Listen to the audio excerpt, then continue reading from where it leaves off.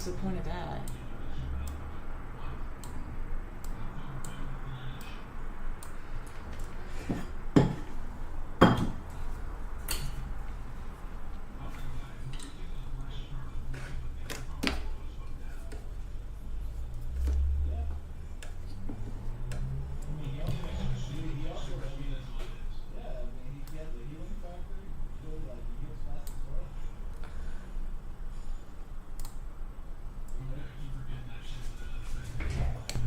Hello? Hello, hello? Hello, hello, hello, hello?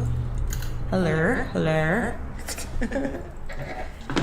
Hi, everybody. Welcome to my stream. I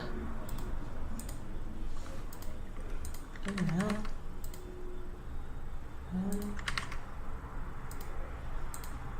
How is everybody today? Yeah, I wish to get rid of that. Let me go to video capture. I'm trying to fix my my second scene because I want y'all to see the microphone. I don't know why, but I just want you guys to see the microphone at least. So I'm fixing my second scene on live right now.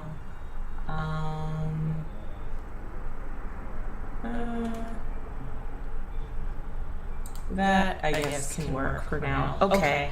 Hi everybody, how's it going? How is it going? How are we doing today? It is Friday and I'm here. I'm here a little bit later than usual. Sorry about that, but regardless, I'm still here. I joined this live. It was hard though. I was trying not to. Last week, we talked about a lot of stuff. We talked about Sabrina Carpenter's album cover and Sydney Sweeney selling her bathwater and these women empowerment spaces. We also talked about the Wizard Liz drama and what we all can learn from it. Those VODs are still up on my live stream right now if you'd like to take a look at them. 1 second.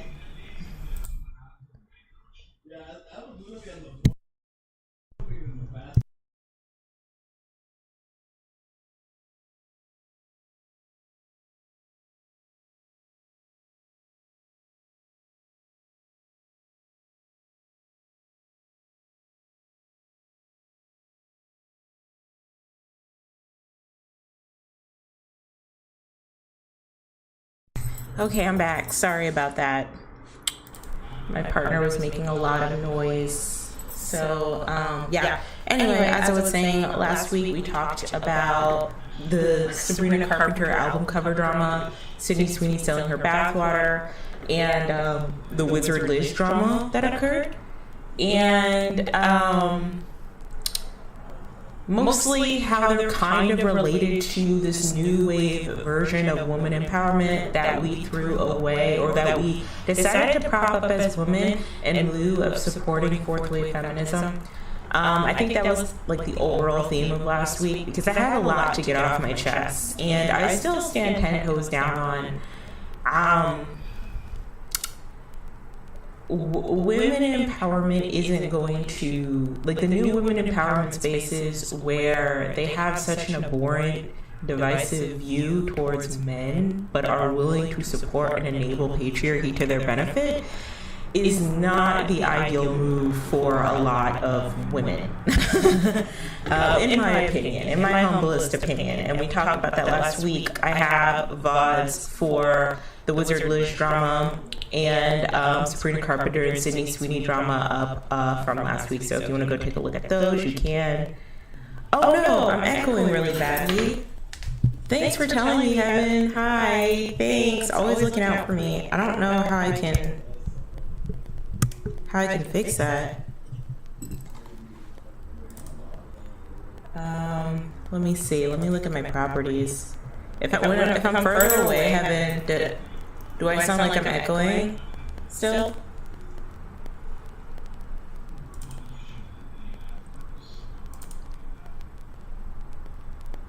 Advanced audio properties.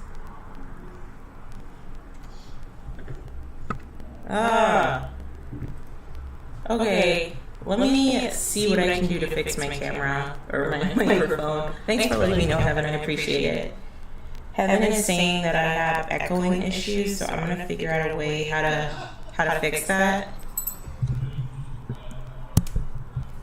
Okay, how about now? Are there echo issues now?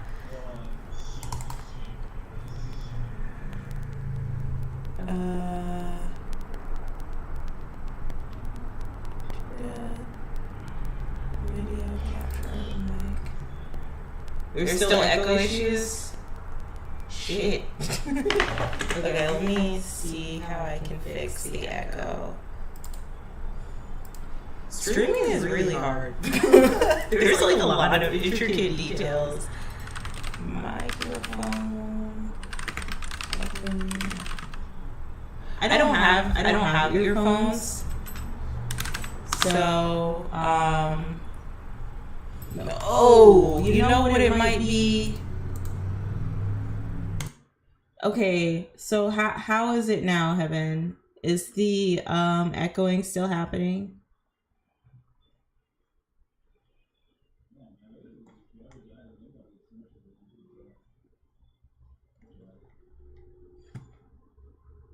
Okay, so I know what it was. My webcam has a microphone too. And so I forgot to mute it when I was fixing and tinkering the microphone settings today. So that's probably why you heard the echo. But thank you, Heaven, and welcome. Thank you for joining my stream. Shout out to you and Cole. You guys are really holding it down, and I really, really appreciate that.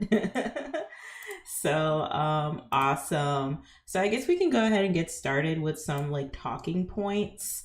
I kind of like these rant streams that I've been doing so far, where it's just like a little bit of everything. It's like a variety stream almost. It's not just me gaming exclusively, but it's also me talking about like random things going on news and media. It's also me, you know, adding in some commentary. It seems like every week lately there's like some new big thing that happens that I need to talk about. So I think my format for now is gonna kind of be like these rant streams where I'm just covering random stuff and giving my input, and then later on just gaming.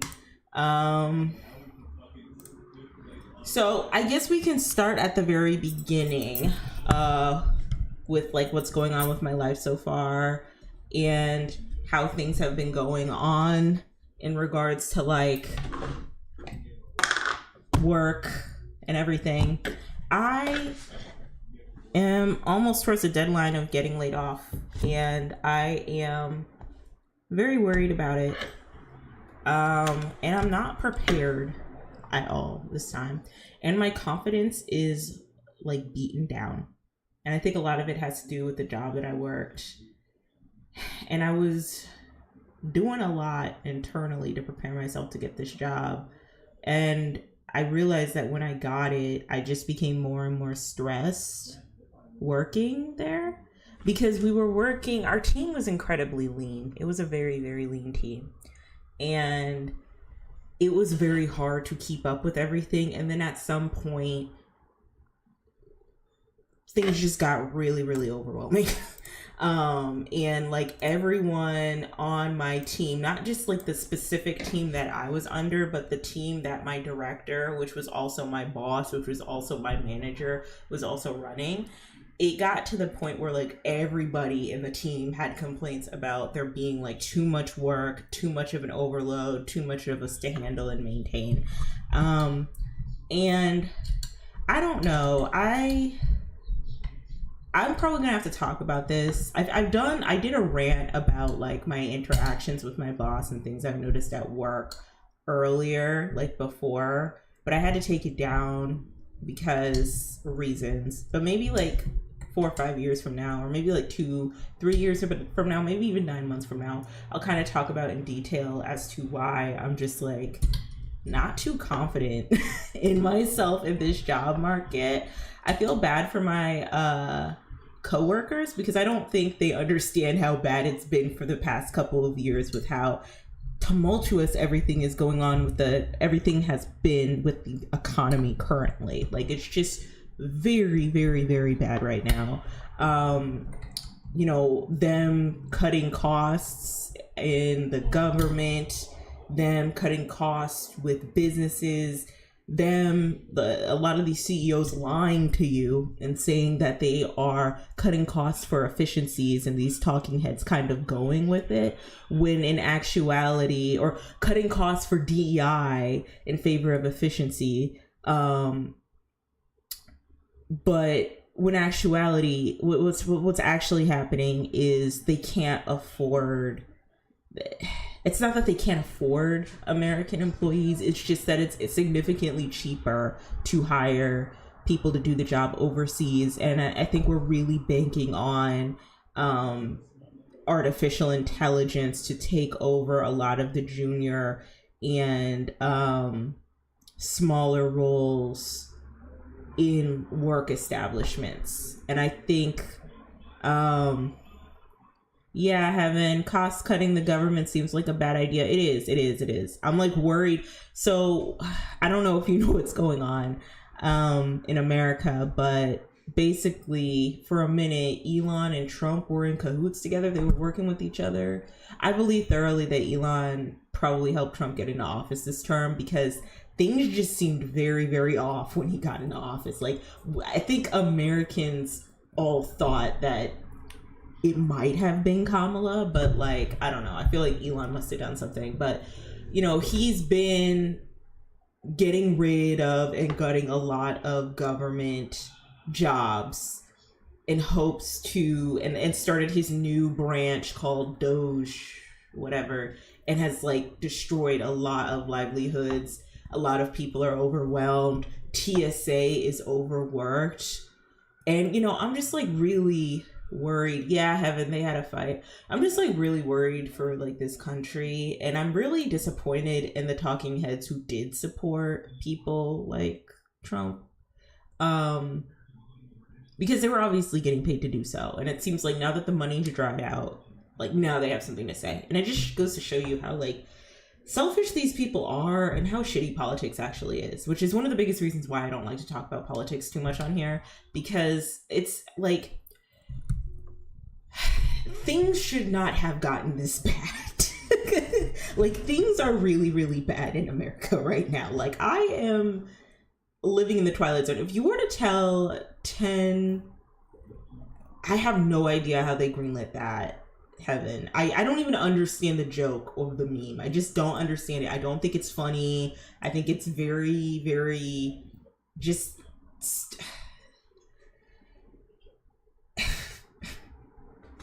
you need qualified people in office. That's all I'm gonna say. You can't like meme your way into to politics. It never works out well, and then you end up with the situation what's going on in America right now. But honestly, if you were to tell me 10 years ago that, or not even 10 years ago, like 8-year-old me, 10-year-old me, that in your adulthood you're going to see like fascism do a whole rebrand with people hyping it up, gassing it up, and using all these talking points to prove as to why we need to be more of a nationalist, fascist country, like, I would have looked at you like you were crazy. Like, if you were to tell me, like, let alone like a reality TV star with a bunch of failed businesses was able to finesse his way into becoming president of the United States, I would have looked at you crazy. Like, absolutely. But I don't know. It's just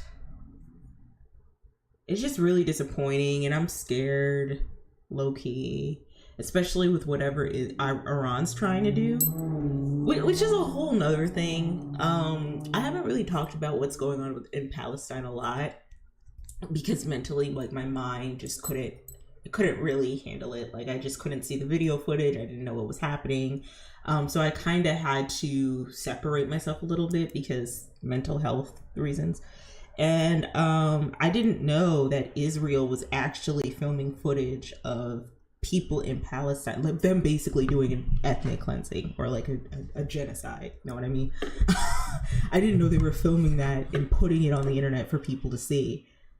And that was awful. That's awful. And now I guess Israel's beside themselves, and now they're bombing Iran, and they're not going to win that. And so now they're like looking at America to help fight their war, and I'm just like, girl, why are we doing that? No.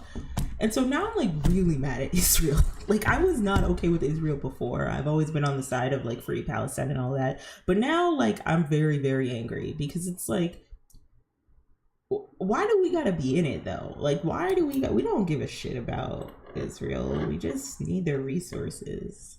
But anyway, that's enough on politics. But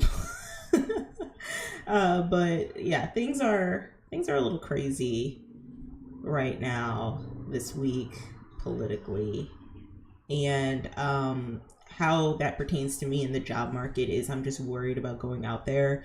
And I think a lot of my coworkers, I think they're underestimating how bad it is, because it's pretty bad. I think I'm the closest to how the job market is because I've only had like year-long tenures at jobs. And so I'm a little worried. I'm a little worried and I'm a little defeated. But hey, I'm going to put myself out there and I'm going to do my best.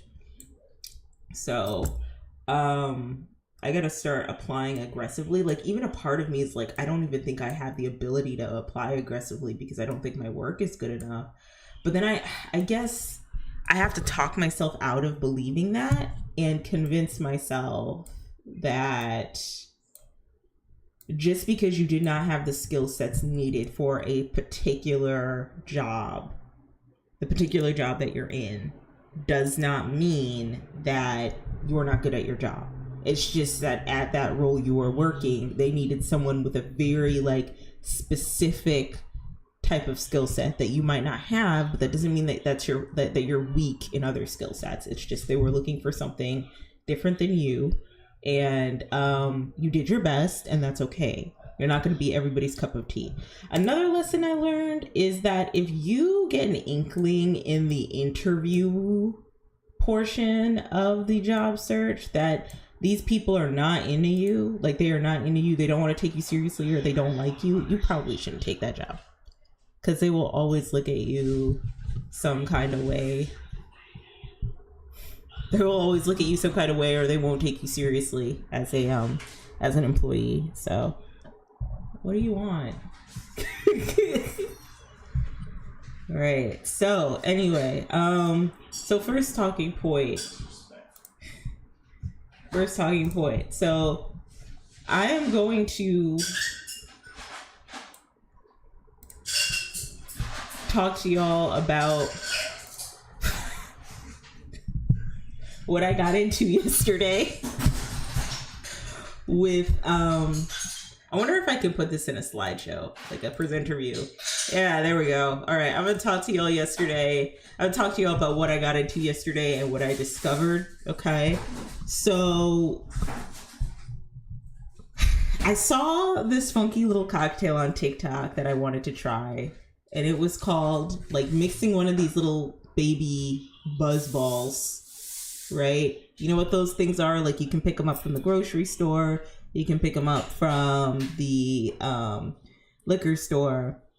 And they're like cheap little cocktails, like premium vodka cocktails. They either have vodka or tequila in them. There's two different versions. You can either get a chiller, which has wine, or you can get a cocktail, which will have like actual liquor. And I saw people on TikTok mixing it with the beatbox drink. Which also contains alcohol too, and making it into like a spicy little cocktail. Okay. And so I was like, let me just try it, you know. Yesterday was Juneteenth, so I thought, you know, why not do my big one? All right. So I got exactly 2 of these bad boys. Okay. So I didn't drink that much. I had 2 of each of these bad boys, and I thought, you know what, it'll be fine. It's not that big of a deal. I could definitely down both of them.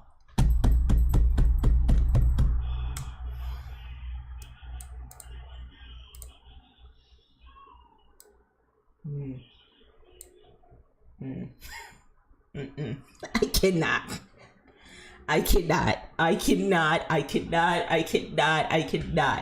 I was sick yesterday off of just these 2 drinks alone, 2 of each. Like, one drink is supposed to make like when you combine. Okay, let me go back to the other scene. So when you combine the Buzzball with the Beatbox, in my mind, I'm thinking, okay, so that's like one drink, right? Like that's a cocktail. Like, you got like you know, little concoction, right? I did not know that it would get you that fucked up. And it was not pretty yesterday. It was not pretty. I messaged my friend and I was like, I did a wombo combo of these 2 drinks. Never again. And I just remembered, like, I can't be moving like I'm in college. I can't be moving like I'm in my 20s. Like, I just can't do it, man. I'm fighting for my life. And I was cussing myself out yesterday because I was just like, well, I don't understand, because, you know, I'll drink stuff like this, Belvedere vodka. Like, I'll drink this and I'll be fine. I'll drink this with the 300 tequila mix.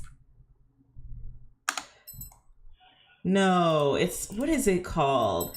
Like tequila watermelon flavor, 1800. I'll drink the Belvedere vodka with the 1800 margarita, okay, and I'll be okay. I will be just fine. Like, I can thrive. But this this combo, ooh wee. Like, don't do this unless you're trying to die. I'm going to the Cowboy Carter tour in a couple weeks, and it's coming up so soon. I hope I have enough time to get my outfit. Let's see.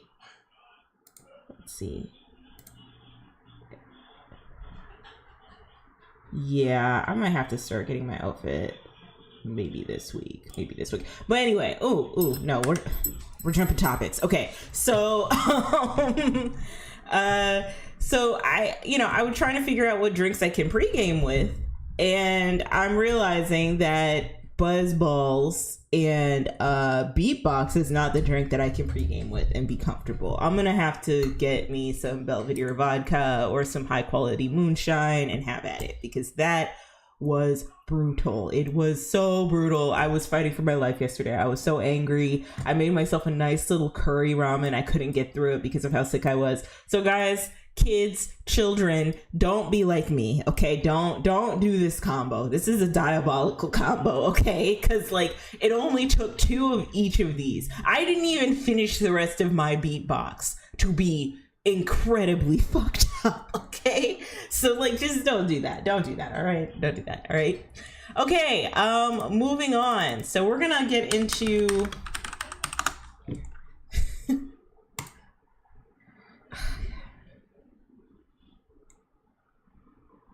I don't even want to talk about this. I'm so disappointed.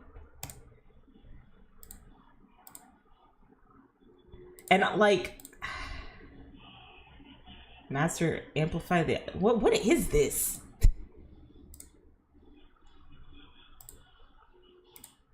Can I get like a big image of this? I always struggle trying to find the right image. Here, we'll do the Wikipedia. Okay, so yes. So girl, we got to talk about it, okay? We got to talk about this, okay? Cause what the fuck? So Tyler Perry is in some hot water. An employee had came out and said that Tyler Perry was assaulting him. Yeah, and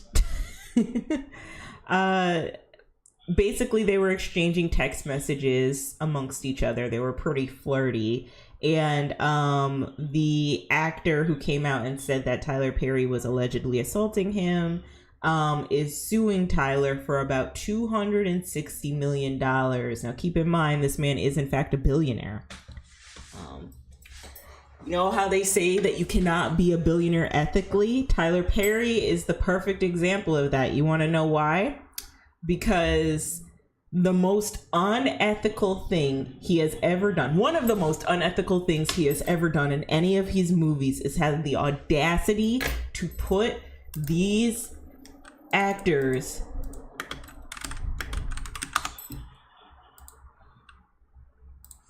in horrendous wigs.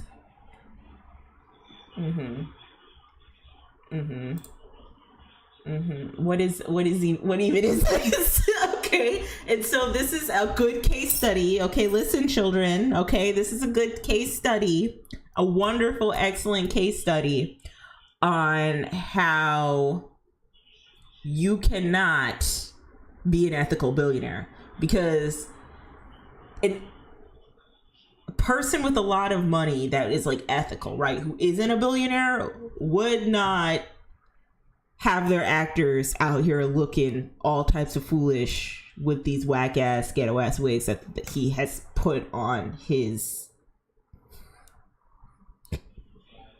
sorry,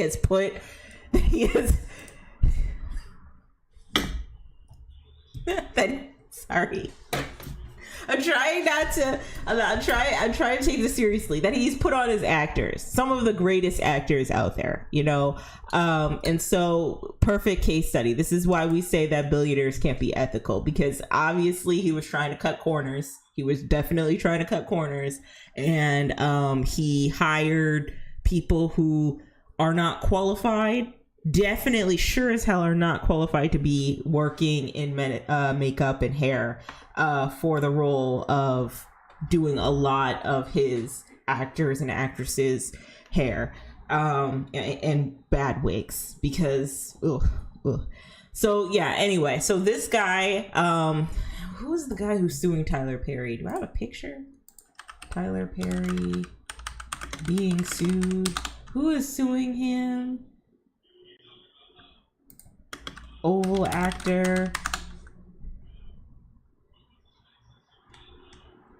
So Tyler Perry's being sued by this dude, Derek Dixon, for $260 million,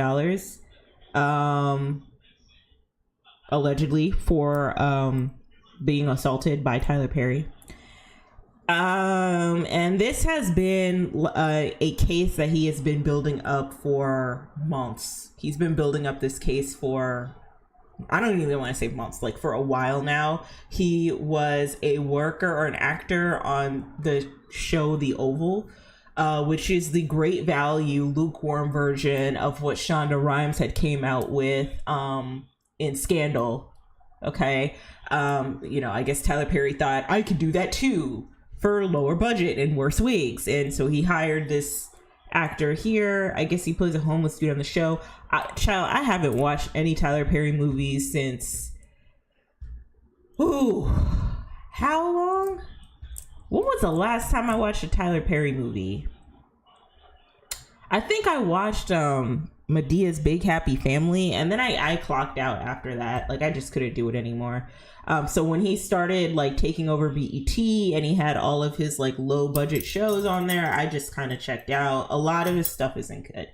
And so this has come out. This Dale Dixon guy is suing Tyler Perry for assault and harassment. There have been text messages that have been exposed where they have gotten pretty flirty. Derek Dixon has been asked to come over to Tyler Perry's home, and he has been asked to go to Tyler Perry's island because he has a private island, as all billionaires do for some reason. And he has been in situations where Tyler allegedly had been attempting or tried to grope him and try to start something romantic or sexual with him. And I mean, the conversations are very interesting. I think what really sends me is that people, like, what did Cat Williams say in his interview? He said, like, it's going down for all you big dick deviants or something like that. But like, I think people are still, because of the parasocial aspect and the philanthropic aspect of a Tyler Perry, I think that his fans are not willing to believe like the man, who this man actually is, and some of the things that he's actually done. We know that Tyler Perry's core group of audience are probably God-fearing Christian women anywhere in the older millennial, Gen X, baby boomer category. Like, those are his audience. They are God-fearing Christian women that look at his content and they look up to like every single thing he does, and they idolize him. My family members in particular, they love this man. They do. They see that he does no wrong. I was side-eyeing him when he had all of his actors in bad wigs and he came out with that one movie. What was that one movie with that lady who got scammed by a young dude? And like, you know, she's like a high-profile actress and he just has her out here looking all types of mess, right? One thing I will give Tyler Perry is that, yes, he does pay his black talent their worth. He does pay them their worth. And, you know, that's commendable. But I think the problem is that people, like, we're in a day and age where nuance is very, very hard for people to, like, capture and understand. I think the reason why is because social media and the algorithm makes it very, very easy for people to get so one-sided that it's very hard for them to look at the shades of gray and see the good and bad in everything. A good example is Diddy. Diddy has helped skyrocket some of the most influential music of the 90s and was one of the pillars in hip-hop. Like, he is probably one of the grandfathers of hip-hop, and like marketing it and capitalizing off of it and making it a successful genre in the music space, right? However, Diddy is also a horrible person. He's abused a ton of people. Excuse me.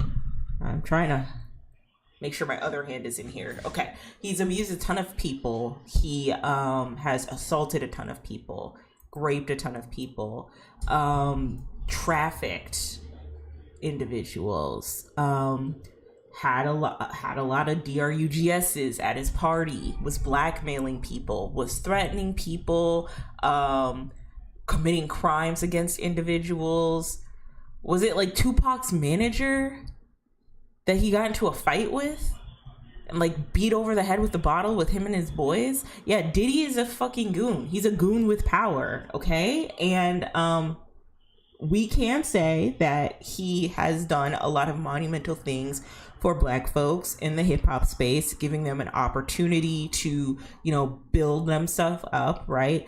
But we can also say that he was a horrible person while doing so. And I think the same should go for Tyler Perry. We can say that he has been incredibly successful being a black man, being able to create his own empire with starting from Medea, this titular character, and then moving into the play and musical space, black play and musical spaces, and doing his Chitlin circuit around the South to gain success, and then move into making actual movies, and then being able to start his own studio and offer a ton of opportunities for black people to actually get paid their worth in an industry that will only pay them scraps. We can say that. We can say that that's commendable and that's awesome. No matter how mediocre his movies are, and no matter how awful those actors' wigs look, okay? But we can also say that Tyler Perry is a man in power.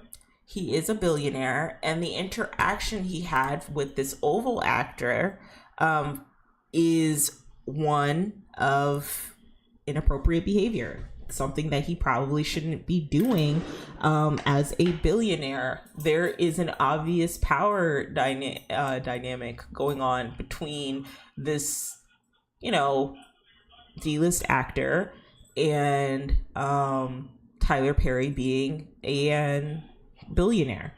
And apparently in the text messages, it had gotten out that Tyler Perry has a tendency to nix actors that don't do what he wants them to do. Which, and I feel, I don't really understand why people aren't really calling out that part or calling out the power imbalances or just exactly how grape culture works. It gets very frustrating having these same conversations happen over and over and over again in the entertainment industry, where people feel as if Mr. Perry, someone like a Mr. Perry, is exonerated from being held accountable for leveraging his power and influence against marginalized or smaller actors and actresses because of how he's moving in the space and in the industry, and because of like all of the things that he's done successfully. I feel like one of the biggest things we need to understand about grape culture and assault culture and how it works is that there always has to be a power imbalance, and there always has to be like a carrot that is dangled in front of, you know, a smaller, someone with less influence, somebody who's hungry, who's passionate about what they want. There's always like this, you know, sense of control that people like a Tyler Perry leverage in order to obtain success, in order for these actors to obtain the success they need to be great. The thing that Tyler Perry is doing is no different than what Harvey Weinstein had done to so many actors and actresses. And to see so many Black people just turn a blind eye or say, oh no, he's just after his money, or I'm on the side of Tyler Perry, I'm gonna support him, is very disappointing, because this is bigger than Tyler. This is bigger than Diddy. This is a whole system of how the entertainment industry works, how things like this are okay, you know. And there's no amount of like paying people their worth or doing philanthropic things that's going to keep you away from being held accountable for trying to groom employees, you know.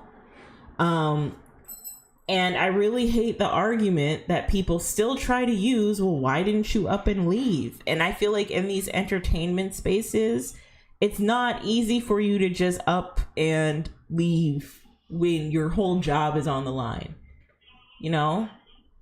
It's not. It really isn't. And what sends me is people just think, oh, well, you're just a greedy, like, fame-hungry POS that wanted this anyway. Just take it for what it is, you know. But this could also happen in regular employment spaces.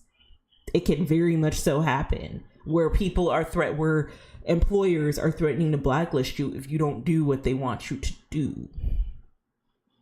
Or if you like the employer and you don't see anything wrong with the employer, then you immediately come to their side and defend them in an environment where they might not be so great of a person. You know, it reminds me of that video game Mouthwashing. I don't know if you guys have ever heard of the game Mouthwashing. I never played this game at all, and I don't think I will, because it's too real, it's too much, it's too dark. Even the little memes that were going on about mouthwashing just kind of stressed me out a lot because of its meaning. Basically, from what I understand, Mouthwashing is a horror game about a group of shipmates. I guess it's set in the future, and it's about a group of shipmates that go and they are supposed to deliver mouthwash to a specific location. Things get kind of weird because people are trying to understand, the crewmates are trying to understand, why do we have to deliver this mouthwash? What is the purpose? And they have one character on there named Jimmy. Am I gonna spoil it? Yeah, girl, probably. Spoiler, sorry, but they have one character on here named Jimmy who has been accused of, see, I don't even like the fan art. Like, why does he get fan art? Like, this is just weird. Like, he's accused of assaulting one of the employees on the ship. And I think it's Anya in the background here, her. He's accused of assaulting her. And everyone just kind of lets it swipe under the rug. Everyone just kind of is like, oh, it's what it is. Curly, the captain, I don't like this fan art, y'all. I don't like this fan art. It makes me uncomfortable. But Curly is aware of the assault. Captain Curly is aware of the assault that's going on the ship, done by Jimmy to Anya. But he was kind of like turning a blind eye to it. And ultimately, in the end, like, I think he ends up like this because of just ignoring like this big fat elephant in the room that needs to be addressed. Jimmy is unstable and ends up putting him in this type of state. But my whole thing has always been like, the whole commentary of the game is like, you know, work culture and capitalism and how you're willing to throw things under the rug in order to get a job done, even though you know it's clearly wrong, up until the point where he looks like this. Captain Curly was like, Jimmy's not a bad guy. We just need to, you know, we just need to look out for him. You know, he's not that bad. Like, I'm sorry, Anya. He's not usually like they were denying the fact that Jimmy was an abuser until he could no longer deny it anymore. And I think the lesson of the game was, you know, it's not so much about the abuser that was causing harm to Anya. It's the people around who are enabling the abuse to happen. And so this game makes me upset. It's probably a really good horror game. I haven't played it. I don't think I have it in me to play it just because of like the deeper meaning that it has. And I don't like the fan art either. Like, this is like, some shit doesn't deserve fan art. I'm sorry. Like, it just makes me uncomfortable. But it's a similar situation with Tyler Perry. It's that you got this employee of this big company that only cares about getting the mouthwash from point A to point B, and is willing to hide the elephant in the room that Jimmy is an abuser, and ultimately pays and ends up paying the ultimate price for it. And the same way, you have people who are around Tyler Perry who will stick by him, defend him, you know, shout up to the highest mountains about him and how great he is and how he pays people their worth, and say nothing but good things for him because he's probably paying them their worth. Yes, also buying them off, inviting them to trips, inviting them to do expensive things, doing a lot of philanthropic things to make sure his image looks good, right? But then when it's all said and done, when he actually is grooming and abusing people and like trying to get in bed with someone allegedly like Christian Keys, or trying to flirt with somebody like a Dale Dixon, and he is, you know, leveraging this obvious power dynamic where if Dale doesn't do what Tyler Perry wants him to, he's gonna get fired and he's no longer gonna be able to, you know, work in, at least in the industry like that. Like, there has to be some sort of accountability that happens, right? Like, there has to be some sort of conversation that we need to start having about how, like, these powerful people, no matter how nice they may be perceived, are out here doing awful and shitty things to smaller people, are enabling grooming dynamics and power dynamics. Even, and this is another issue I want to talk about. So I'm going to move over to this. So even if someone like a Tyler Perry, wasn't necessarily trying to abuse this guy, right? Like, he wasn't trying to abuse him, allegedly, right? Or he wasn't trying to groom him, and they were genuinely just interested in each other, and Dale Dixon was along for the ride and all that. Sure. Why wasn't there any NDA signed? Why was he so willing to send nasty text messages or inappropriate text messages to his actor that could possibly incriminate him if, you know, none of these things were true per se, or maybe the actor was trying to stretch the truth? Now, I just want to put out a disclaimer. Okay, I'm gonna put out a little disclaimer. All right, I do not think that Tyler Perry is innocent, and I am not on the side of Tyler Perry.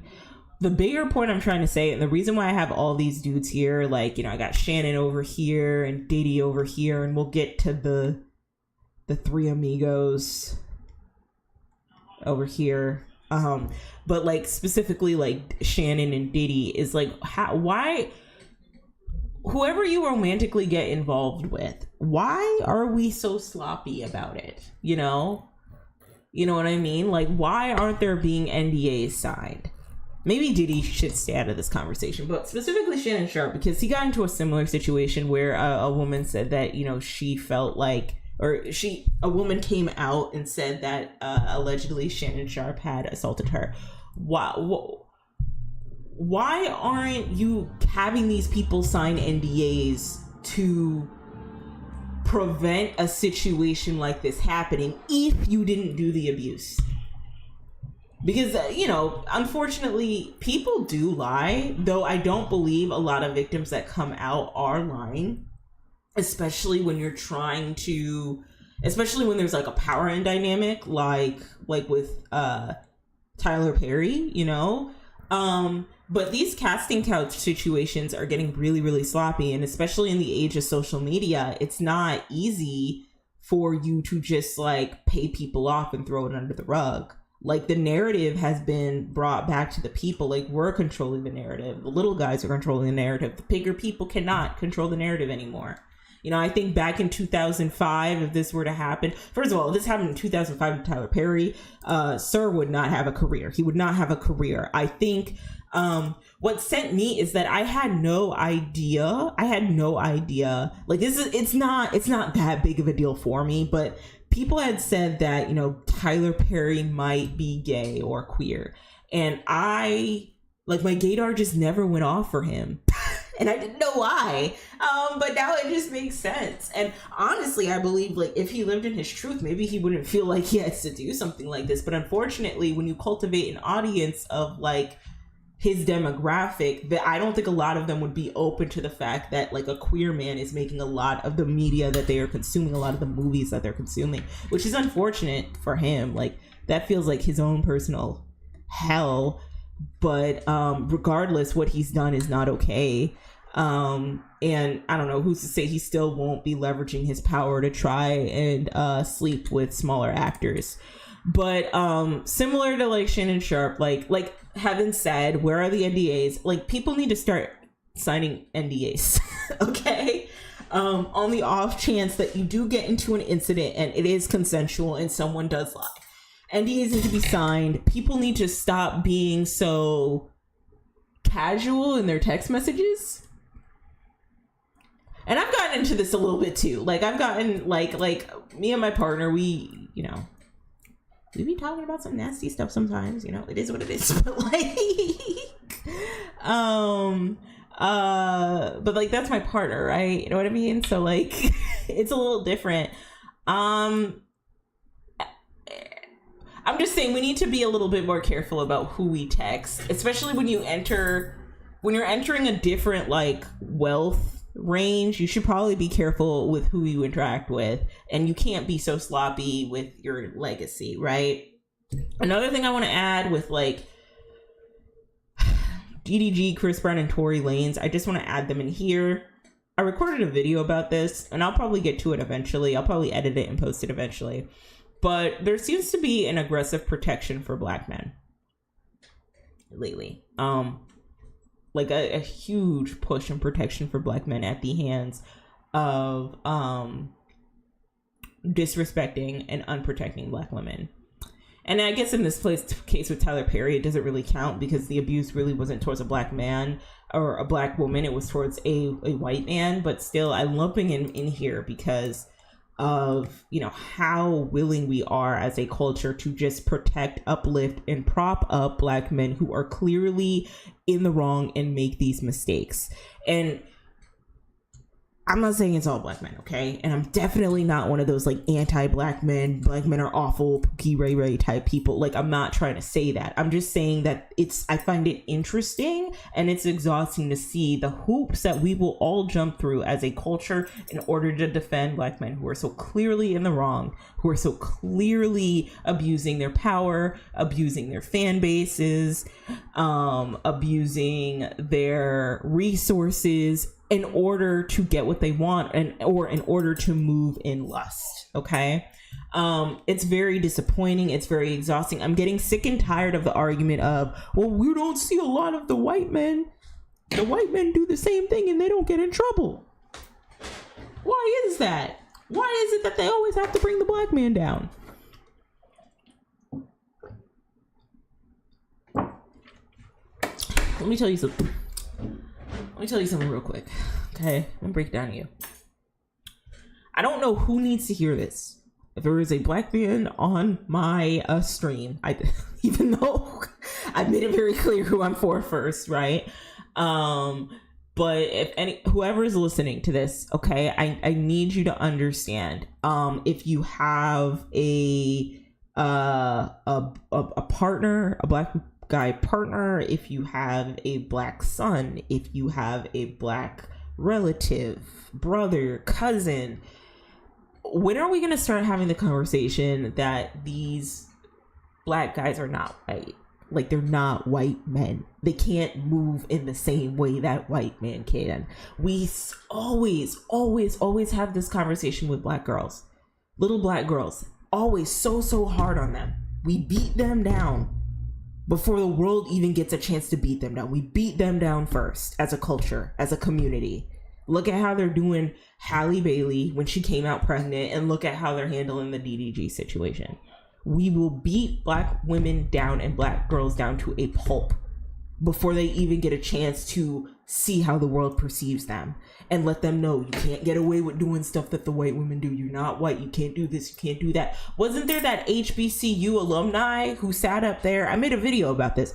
HBCU alumni sat up there and said that a lot of these black girls at the college are not, and I quote, built like Sabrina Carpenter, a white woman, and so therefore they cannot go to homecoming, a party, and get together targeted towards young people, where they can, flounce around in their bubble skirts and their mini skirts and their short shorts. Meanwhile, the same HBCU alumni showed a picture of what she looked like at her homecoming and looked every bit of like a video vixen from the 2000s. So I don't even know where that argument was coming from, but it's this constant repetitive, like, generational issue that black people go through, especially black women, where we are like beaten down, we are humbled, and we are reprimanded, and we are told that we can't move in the same way that white women can. We can't move in the same way that white women can. We can't move in the same way that, white men can. We can't move in the same way that white people can. Well, we can't do it. We're told that at a very early age. We're even told that now. Like, the amount of comments I'll see of like insecure black men who will sit up here and say, oh, well, you can't move like white women either. You can't suck and fuck whomever and then think that you're marriage material. That's a lie. That's an absolute lie. You can absolutely turn a hoe into a housewife. You cannot turn a fuckboy into a husband. Remember that. But it's just like, when are we going to have that conversation with our boys? When are we going to have a conversation with our sons? Our promising sons who are about to prep to go to, college football or college basketball, maybe prep to play professional football or basketball, potential entertainers like a Chris Brown or rapper like a Tory Lanez, or content creator like a DDG, someone who's aspiring to be a mogul like Diddy or Tyler Perry. When are we going to have these conversations with these men? Since they do benefit from the misogynoir of the black community, that you cannot make the same mistakes that white men can do and think that you will get away with it. Especially if the main target is, where is Dale Dixon? Dale, come on. No. Back. Okay, especially if the target is a white man or a white woman in Shannon Sharp's case. there's a saying that says that we love on our black boys and we raise our black girls, and I believe it. We love on, support, and coddle black boys, probably because of misogynoir, probably because the idea and the notion that the world is going to be hard on them, so we must uplift and prop them up. And then there's also the misogynoir of like, we have to let the black men lead. Black men have to lead. They got to be the leaders, and you know, if they don't lead anything, what's gonna happen? And it's like, you look at these people, these men that are supposed to quote unquote lead us, and they make mistakes like this. Like that's not leadership material. First of all, the leadership conversation is bullshit. Like, it's absolute bullshit. I do not agree with it at all. Y'all should both come together and lead each other and grow and build with each other, but that's a conversation for another time. But second of all, it's like, we can't create strong leaders if we're not having the conversation of what you should and should not do when you have an inkling of power and resources. That you if you try to move like a white man, you will get humbled real quick and made an example out of, especially if you're going for their own people. That sounds so prejudiced, but it's true. In this case, for Shannon Sharpe going after a 19-year-old white girl, do you think those older white men were okay with Shannon Sharpe doing race play with a 19-year-old white girl? Tyler Perry, budding up and coming, I hope up and coming, white male actor, like, no, you can't do those things. And then for Tory Lanez, Chris Brown, and DDG, chaos, just chaos and goons. The way y'all will sit up here and defend Tory Lanez, who is up in the jail. People forget that Tory Lanez, it wasn't like, first of all, he was brought to court by the state of California, not by Megan. Okay, just like Diddy was brought to court for RICO charges, not because of Cassie. But I don't know, shade room logic got y'all thinking that like Tory Lanez and Diddy, like they're brought to court because of Cassie and Meg Thee Stallion. That is the furthest thing from true, first of all. Second of all, with Tory Lanez specifically, okay, it just wasn't him shooting at Meg Thee Stallion that one night. You know that, right? Like, he is a known goon and menace to society in this country. Like, he was beating up on August Alsina, running up on him, getting people to run up on him. Like, what are you all gonna say when they file a lawsuit against Tory about him laying hands on August? What are you gonna say? What are you gonna say? Like, oh, it's Jada and Will, they have something behind it. No. Chris Brown has been laying hands on people since 2009, bruh. It's 2025. It's well over 16 years, and this man has kept repeatedly laying hands on women. It wasn't just a one and done with Rihanna. It was like a one and again and a one and done, and let's do it again and again and again and again with different women. DDG absolutely laid hands on Halle. Allegedly, okay? Like, he just seems like the type, he feels like the type. Look at how he carried on at DreamCon when someone called him doo-doo garbage. It is never, ever, ever, ever, ever, ever, ever, ever a good look if you are in a custody battle with your son.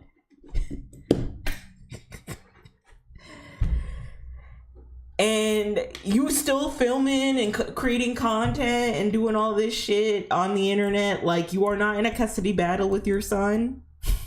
A whole ass custody battle with your son. And the mother of your son has came out and said that you laid hands on her. and that's why she wants custody of your child. And now you are streaming yourself at a convention laying hands on a random person because they called you doo-doo garbage. They didn't beat up on you, they didn't pull up on you, none of that. They just called you out your name and you laid hands on him.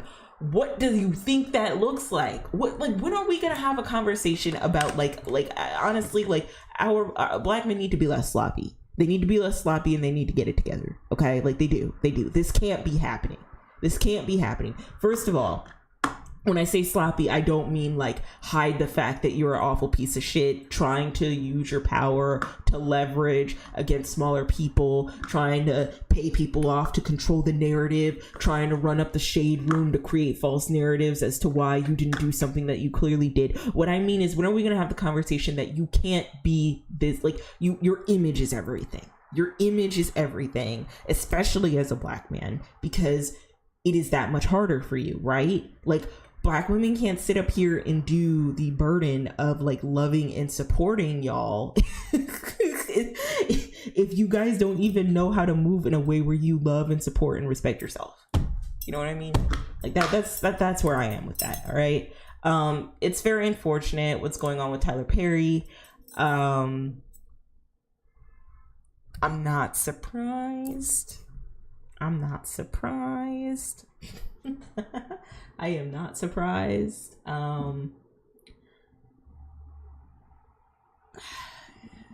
But, you know, whatever will happen. It's unfortunate that people are still like not seeing the potential grooming dynamics, even if the intention wasn't like, let's just say Tyler Perry is dumb. Tyler Perry was still gonna let this guy have his job, or actors have their job, even if he did advance on them. It is not a good look as a boss or an employee trying to advance on your actors and actresses. Like, it just does not look good. No matter how much money you have, no matter how many times you pay people off, no matter how many times you pay people their worth, it is just not a good look. Multiple things could be true at once, right? I'm going back to the nuanced conversation. I think that with social media, the algorithms make it a lot harder for us to see things in shades of gray because of the emotions that get riled up when you're on the algorithm too long on these social media platforms. You listen to a narrative, right?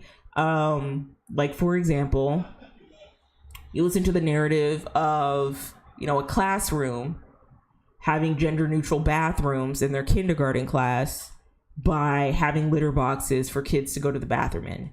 You read that article and you're a 50 some odd year old baby boomer who's probably taken a deep dive on the black interwebs. Maybe you're into QAnon, I don't know. Maybe you're not. I think QAnon fell apart. But you already, like, politically, your views are skewed a certain way, right? And so you listen to that. Maybe you have a little bit of obias in you. Maybe you're a little transphobic, queerphobic, whatever. And so you listen to that argument and you immediately, just from the headline, you just get angry because, like, what about the children, right? And why are they pissing in litter boxes to be more gender neutral? How could they do that? Why would they do that? Only to find out that the article wasn't true, or they were stretching the truth, trying to create a sensational story, and ultimately a device from the algorithm. The algorithm is making us angrier and angrier as we speak and making it harder for people to see nuances and shades of gray. And I think in this case with the Tyler Perry situation, or with any situation when we're talking about men who need to be held accountable for the actions that they do, we are never having a nuanced conversation about how multiple things can be true. It's either you're either with them by saying, you know, how dare they keep a black man down? How dare they put a black man down when there's multiple white people that do the same thing? Or you're either against them and somehow you are, you know, socially executed by people who want to stand up, support, and stand by these individuals because maybe they see themselves in them. Maybe they are the last big figures in Hollywood that like need to make it or show that you can make it. It's unfortunate to see people, men like these folks, who will, you know, abuse their power in order to get and obtain the resource, in order to get what they want out of people. It's unfortunate. But it is what it is. Hopefully we all learn from this. The biggest lesson I want everybody to learn is that you can't move in the same way that white people do socially. It just does not work out. In the same way we tell black women that they can't move in the same way white women do, and we chastise and reprimand them, I think we need to do the same with our sons. I think it needs to be an equal split. You can't be sloppy. You can't be sloppy. Even if you're not doing power dynamics, once you reach a certain wealth bracket, you can't move as sloppily as you did when you were in a different wealth bracket. You know what I mean? So I don't know, maybe more stuff will come out after this. I don't know, maybe more stuff about Tyler will come out. Maybe more people will express times where Tyler has assaulted them. Maybe they won't, but I want everybody to learn from this. Learn from this. I want you to learn from this, as Tyra Banks would say. Okay. And also understand that you can't be an ethical billionaire because look at Tyler Perry and how he has all his actors prancing around in the worst type of wigs. And look at how he's using and leveraging power dynamics in his studio in order to get what he wants out of smaller actors. So that's all I gotta say about that. Thanks for my TED Talk. And so, yeah. With that in mind, I just want to end by saying celebrities like Tyler Perry, like Tory Lanez, like Chris Brown, like DDG, like Shannon Sharp, like anybody really, any celebrity, I'll throw in there. They're not your role models. You should not look up to them. I remember my aunt saying something about Tyler Perry where it was basically along the lines of, he could never do any wrong in my eyes. I understand everything he says. I understand where he's coming from. He's a sweet guy. He could do no wrong in my eyes. And then this comes out. I don't know how she's handling this because she's severely homophobic. So I don't know how she's taking that. I don't even know if she cares.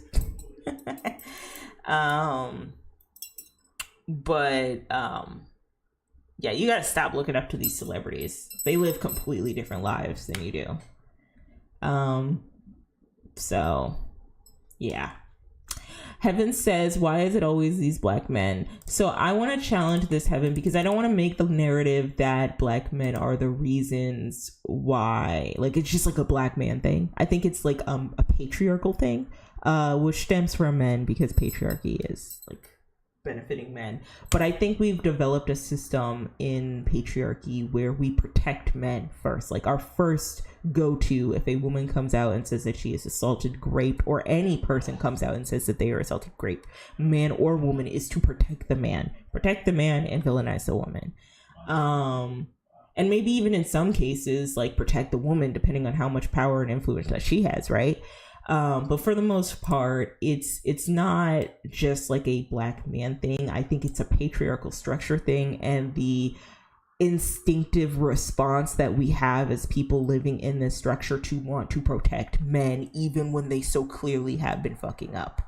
And I think with black people specifically, because we already know that socially black men always get the short end of the stick, that they are taught at a very young age that they are aggressors, that they are the problem, that there is little room for, black boy joy, softness in black boy expression. They're told to harden up, they're told to get it together, to be strong, that you're not a punk, this, that, and the other, what you know what I mean? Oh, okay. Sorry, Heaven. Okay, so let me finish my point and then I'll come back to you. Okay, so but I think that the problem that we have is that while we're trying to protect black men, we're coddling them too much. Probably because of misogynoir, because we know that if we coddle them, the world isn't. But in the same way we prepare black women to rally up and be strong, and be ready to take on the world and be in some ways hardened before the world hardens us, I think we should do the same for the men too. You know what I mean? Okay, so Heaven says, no, I mean, when you talk about protecting black men, I was like, why are we protecting black men? Or would you give the same answer, easier way? How the people say protect black men, I ask, why these men? Oh, okay. So yeah, it kind of goes along with what I said. Like, I think it's more of like a patriarchal thing and an instinctive mannerism of black people to just protect black men because the world already perceives black men as aggressors and already perceives black men as like the enemy, public enemy number one. In some cases, I would argue before black women. However, like, I feel like part of the protection, if we can even call it protect black men at this point, is teaching them that they can't move sloppy. Just like in the same way we drill into black women's minds that they can't move from a very young age, that they can't move sloppy. We are not teaching these men that you can't be sloppy either. Because of misogynoir, because of patriarchy, because immediately we are conditioned and groomed to ask, why are we bringing a black man down? Or why are we bringing this, you know, thoughtful, monumental man down? And is she really telling the truth? Is she after his money? Is she after his, you know, resources? Like, we always do it, and it's like clockwork, and it's just exhausting because you know what the fuck is going on. You do. But it's like a systemic thing. It's patriarchy. It's rape culture. It's protection of men in general. But yeah, I digress. So anyway, moving on. Moving on to something more positive. So Cardi B, Outside. Okay, so let's see here. When did Enough drop? I don't know. Enough release date. No, Enough release date, Cardi B. 2024. Enough Miami. So after like a few months, right? Like in March 15th, we had the song Enough come out. In 2024, is that when it came out? When did Enough?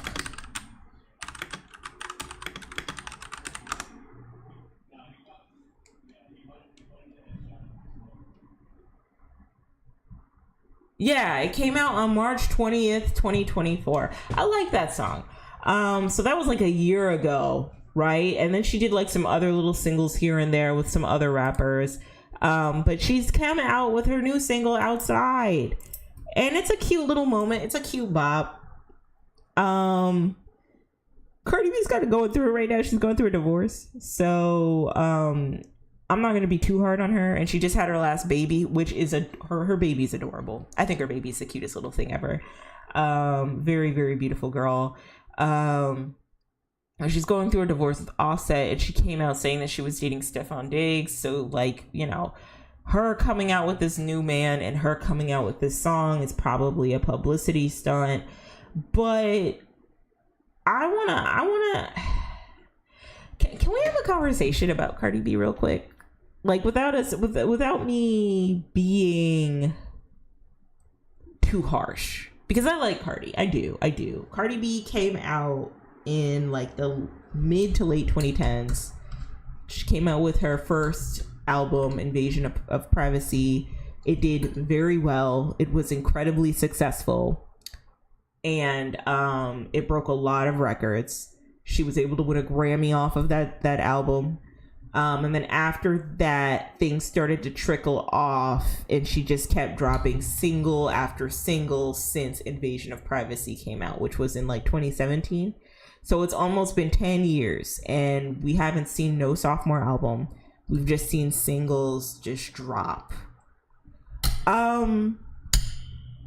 I was in Outside. It's cute. It's a moment. But Outside sounds like it came out in like the early 2020s, late 2010s. It does. There's nothing really pivotal about the production sound. that like makes her stand out, especially in the current music climate right now. You know what I mean? The sound is a lot different. Even like the rapping material, I'm noticing that the rap girls are not really moving away from hypersexuality, but are a little bit more clever with how they express their sexuality. You know, like it seems like everybody's like locking down into a brand of how they want to talk about their kitty cat, which is something I'm very passionate about. I've never been on the side of like, these women need to stop rapping about their pussy. That's misogyny. That's misogynoir. Let's not do that. I've always been on the side of, yes, let these women rap about their kitty cat. Yes, but like have a brand and don't make it sound like you all literally got the same hooks and the same bars from the same ghostwriters. Like that's always been my thing. And I think someone like a Cardi B did a lot of things for the music industry pertaining to rap music. Before her was Nicki Minaj. And then they tried to make it work with other smaller rappers like Azalea Banks. I still think that if Azalea Banks would have kept her mouth shut, she would have probably given Nicki Minaj a run for her money. Barbs, please do not come for me. Do not come for me. Do not come for me. I don't think I have any barbs in here. Heaven, let me know if you're a barb, okay? But I do believe Azalea Banks, just lyrically and where she was going artistically, she could have body bagged she could have body bagged Onika if she got like the Doechii treatment, which would require to keep your head down and keep your mouth shut. But like, you know, I think she would have gone someplace. And then we had what's her name, Iggy Azalea, who fell all the way off, just fell off, right? And then after that, we didn't really have any female rappers after that, or woman rappers after that, until Cardi B came around. And I think Cardi B did a lot of interesting things. One, I think she proved to everyone, like Nicki Minaj had already proved that like women in hip hop is pivotal, it's monumental, and you can make a lot of money out of that, right? But two, I think Cardi B kind of, what she did is that she escalated that concept with leveraging the things that she was good at. Let me put up a picture of Cardi B so that we can.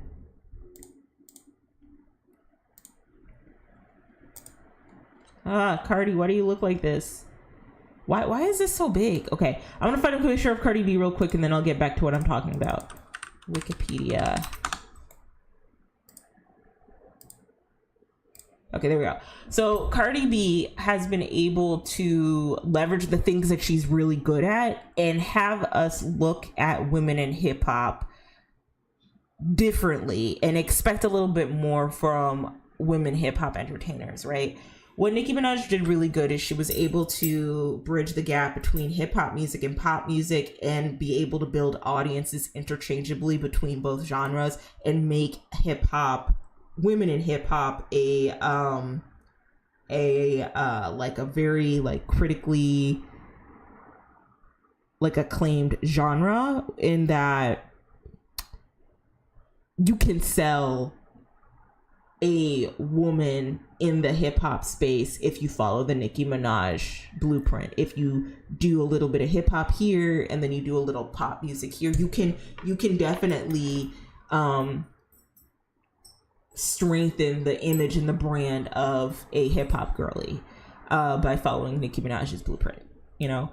But I think where her brand kind of falls off a little bit is like, let's just be real here. Nicki is not that much of a, she's not that much of a performer in the way that a Cardi is or a Meg Thee Stallion is, or I'd even argue now Glorilla's performances are really good now. Like, she's not that. Nicki is not that. You know, like, she will hold the microphone and then she'll just be like, and then she'll like do this and then hold the microphone and what like that's her, you know, like like that's, you know what I mean? And then her dancers would do all the work around her. And like because she's been able to strengthen her fan base, she really doesn't have to like get into her performance bag and like do full-blown choreography.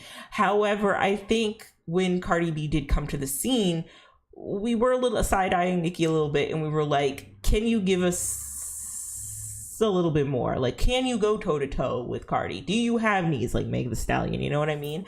Now, I will say I'm not a fan of Nicki. I don't like her as a person. But one thing we're not going to sit around here and do is act like Nicki isn't a good rapper. Like, she's a really good rapper, okay? She's really, really, really good. Like, we're not going to sit up here and act like she isn't. Even though I wasn't a fan of Pink Friday 2, and the reason why I wasn't a fan is because the production just sounded very old. Like, it sounded like a catalog of songs that she was sitting on that she had to figure out how to push into the mainstream.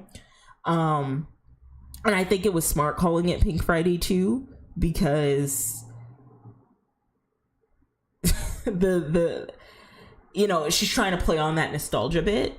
If she didn't play on the nostalgia, I don't think that the album would have worked, you know? So it kind of has like, you know, older production sounds, but it kind of works. Yeah, Heaven, she's a really good rapper. Like, I'm never going to sit up here and act like Nicki isn't a good rapper. I will say that, you know, I don't really like her as a person. I don't like her character. I don't like how she paid off the victim of her husband's abuse in hopes to kind of sweep it under the rug when she didn't even really want to be in the limelight anyway, and then send her legion of barbs to harass this woman.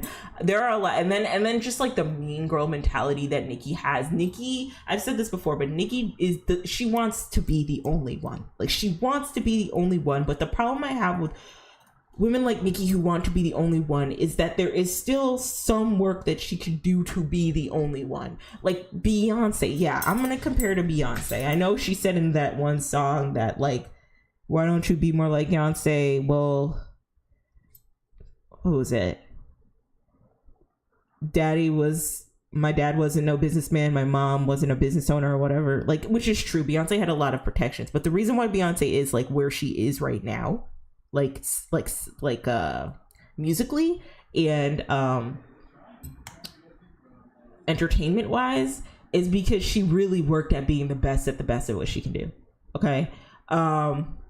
And for me, it sometimes felt like while Nicki's rapping was still good, right, it felt like she kind of fell off in other aspects. Like, you look at Cardi B's music video performances, like Up, Cardi B, music video, and the visuals are like insane. Like I remember this scene like it was yesterday, where she had the little Barbie heads and they were speaking. Oh man, this was such an iconic scene. Like, the visuals were insane. You will always talk about a Cardi B music video, right? And I think there's a reason for that, right? Because the problem with a Cardi B is that she needs all of this. She needs like the conversation of the visuals in the album and like what happens in WAP.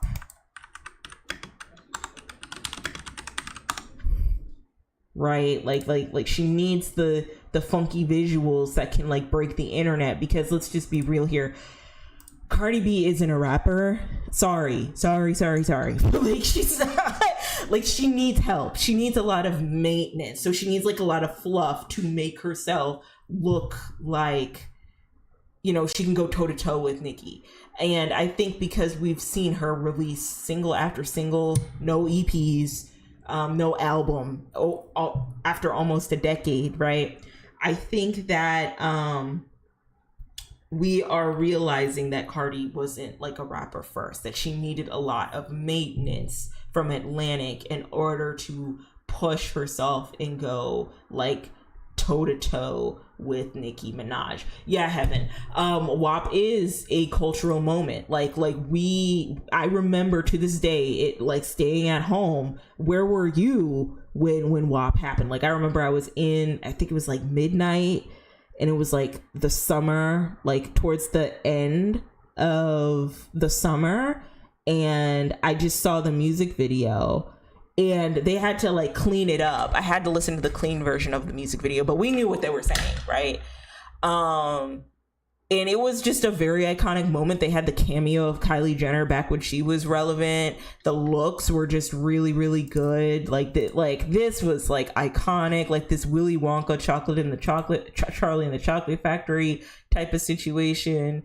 And then like, you know, the cheetah print, and then Megan and her zebra print. Like this was a moment. Like people were talking about this. You had Ben Shapiro for some reason talking about WAP. You had Normani. Oh God, Normani with her little chevron patterns, and you had all the other girls. I think it was like Lotto and Sukiyana.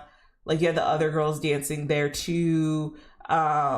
It was like a moment. It almost made me think of, what was it? Lady Marmalade for some reason. Just because of how campy it was. Like it made me think of Lady Marmalade a little bit because of just how campy and crazy and theatric it was. It was a moment, but I feel like Cardi B needs those moments because the music can't carry her alone. Like no tea, no shade, not trying to be mean, not trying to be rude. It's the truth, right? And you saw it later on as she kept releasing other singles like Enough, Cardi B music video.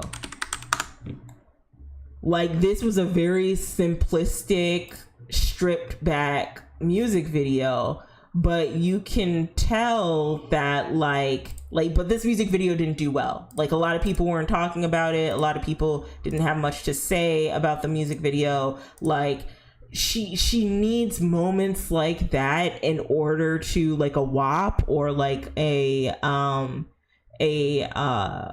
was the other, an Up, in order to maintain conversation in the public. Like she needs that. She can't just come out here in like a cute outfit, even though this outfit was really cute. She can't come out here in a cute outfit and rap. Like she needs a budget, you know what I mean? I'd say that Megan Thee Stallion's music, I love Megan Thee Stallion. Like she can do no wrong in my eyes. But like Megan Thee Stallion, it was never just like her music that like people rocked with. Like we all know that she can rap, right? But it was always because of like, you know, her entertainment, her branding, Hot Girl Summer. You know, she trademarked the something summer. After that, everyone was like white boy summer, brat summer, lukewarm girl summer, right? Like everyone was starting to coin that term, right? Or Christian girl fall, Christian autumn girl fall. Like she was the one who started that. Like she has a lot of like really good marketing and monumental moments that even if the music isn't hitting, people just kind of like her socially as a person. And like the looks that she's had in music videos and the looks that she's had in like performances, like it works really, really well for her. And I feel like she's gonna be here for a while. I feel like she's probably gonna be here for a very, very long time, in my opinion.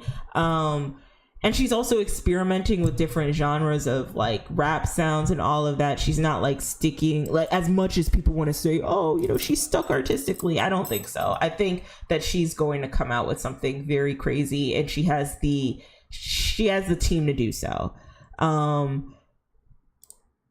We love Megan over here, Team Megan, right? But I think where Cardi kind of lacked is that you know, outside of the budget that Atlantic Records no longer has to support her, she really doesn't have like much else to lean back on. Megan has the ability to come out with an EP. She came out with like 4 or 5 albums already.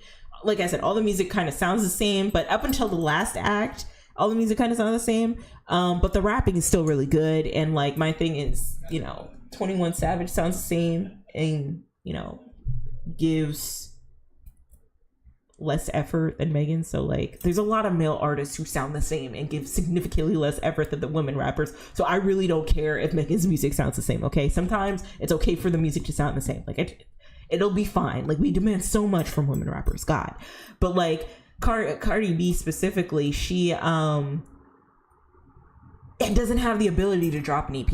You know what I mean? And she doesn't have the ability to drop like an album or like even drop like a quality diss track. Like she has to like, what was it with Glorilla and Meg, what was their song? She don't want to be saved, don't save him, white boy wasted Channing Tatum, that song, right? Cardi B had to sneak diss, what was it, Bia? She had to sneak diss Bia in that song. She couldn't just come out with a diss track on her own, you know what I mean? And then who she's dissing is Bia, right? She had to sneak diss Nicki in Lotto's song Put It on the Floor. Like even Lotto to an extent, like she can drop an EP, like she can just drop music because she has the ability to rap. But like Cardi, she needs like a team of ghostwriters to help her. And I think with this song Outside, I think the production does sound dated, the rapping's really good. I'm pretty sure Partisan helped write the song for her, but like with someone like a Cardi B, it kind of opened the floodgates for people to rely more so on a budget for an artist than like the actual artistry of an artist, right? Like I don't want to say they made Cardi B because she was coming out with music on her own and then it catapulted, so she did get a significant push, but they put her in a position where she was basically set to fail. Okay, they got into her head and convinced her that she could go toe to toe with Nicki, and like you can't go toe to toe with Nicki. You can't, like, you have to put in that work in order to go toe to toe with Nicki, and there has to be a lot of moving parts. Like there are a few girls I think who can succeed Nicki and do it efficiently, but Cardi B wasn't going to be one of them.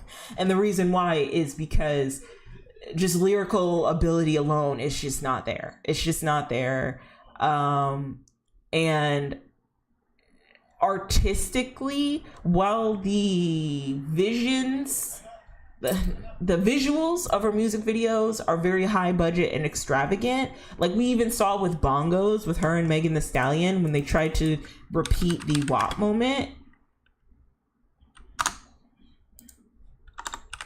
and we saw how it kind of flopped because they were looking for a WAP moment and it really didn't like work out for them because, you know, you're trying to recreate the formula. And I think at this time people really wanted to like just get into the music or see the music and what's the lyrical ability and all that. Don't get me wrong, I liked Bongos. It just seemed very formulaic, if that makes sense. You know what I mean? Like just very like, this is what's gonna hit the algorithm, this is what's gonna get people talking, without actually having something to say outside of like backshots feel like bongos, like, you know what I mean? And like this was a good music video too. It just wasn't as iconic as WAP, you know? But I don't know. It'll be interesting to see what Cardi B comes out with, if she does come out with her sophomore album. I think that she is a sweet person. I like her as a person, but I think that I don't know, the climate's a little different now. Like I keep thinking about Doechii and I think about like how she actually has a vision, or Doja Cat actually has a vision. By the way, I don't know what the fuck is going on with Doja Cat. I keep hearing that she was mean. I don't know the details, but like I just use her as an example because her hip hop album Scarlet was really good, and Doechii's album Alligator Bites Never Heals was really good, and they are like really leaning into their artistry instead of leaning into like big budget algorithmic visuals in order to push their music. I'm not saying that there's anything wrong with it. I'm just saying that at some point I feel like your audience might demand a little bit more from you as a creative, you know what I mean? And I don't know, sometimes I just feel like Cardi B doesn't really have that range because she isn't a rapper first. She is an entertainer first and then a rapper second. And nothing wrong with that either. But I think that also Cardi B has opened the door for, you know, more rappers to come, more women rappers to come. I think she really did kickstart the woman rap renaissance, despite whatever Barb would say. I think that she did start the woman rap renaissance and really solidified the fact that making money off of these women rappers is, you know, a lucrative business move. You know what I mean? So that's always good. Well, not really good for the woman rappers, but like, I guess good for the label. But like, I don't like these labels either. So, but you know what I mean. So that's nice. But I think for this next era that she's in, I don't know. I think she should just drop this album. Just drop it. And then after this, if she still wants to do music, do that. If she doesn't want to do music, that's okay. She doesn't have to. Music is really, really tough. But I think after her, we got like other artists that made no sense as to why they're here. Like, I feel like Ice Spice was trying to duplicate the success of Cardi B with significantly less talent. You know what I mean? Because they're both from New York. I feel like they were trying to prop up Ice Spice to humble Cardi B a little bit. And Ice Spice is not talented at all. Sorry. And I think after we realized how untalented Ice Spice was, and I do think after we realized that social media was trying to make someone like an Ice Spice way bigger than she needed to be, people got kind of tired and they were like, okay, so where is the actual music? Where is the women in hip hop that can actually rap, that know their shit, that can carry, you know, a vision in their lyrics and all of that? Why are we talking about poops and shit stains and all of it? Like, why are we doing that, you know? And I think out came Doechii because like people were just tired of like, you know, like the viral rapper, you know what I mean? But I do think it's because we saw the success of Cardi B and people like she was proof that women in rap can be successful if you push them far enough, if you get them in the algorithm far enough, if you get them likable enough. And people started doing that, and these labels started doing that, and then there was kind of backlash after Ice Spice came out, and now more people are looking for like just like artistry and vision. With that being said, though, I'm excited to see what Cardi B drops, what she's coming out with, what that's gonna look like for her. I'm very excited.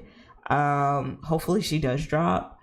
I don't think dropping single after single is really gonna work for her anymore. I think she has to actually drop the album, because you can't just drop a single every single year and then hope that people will rock with it. Like, Enough came out in 2024 last year.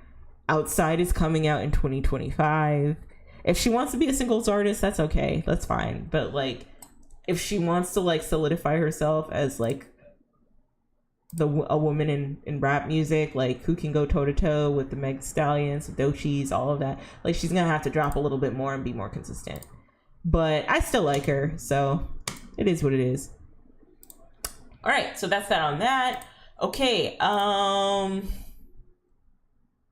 right, last but not least, last talking point before I get into some gaming, I want to talk about Trueblood.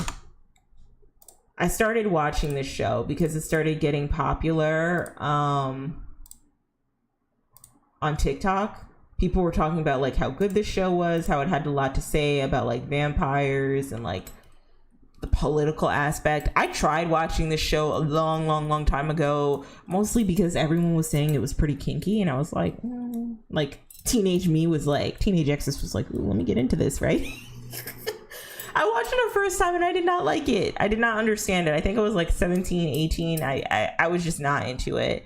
And I think it's because I really wasn't like honing in on like the political aspect of like what vampirism means in this universe.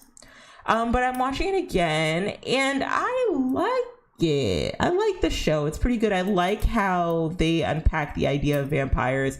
I do feel it. I feel low key that it might have been biting off of what is it? Twilight a little bit. When did Twilight come out?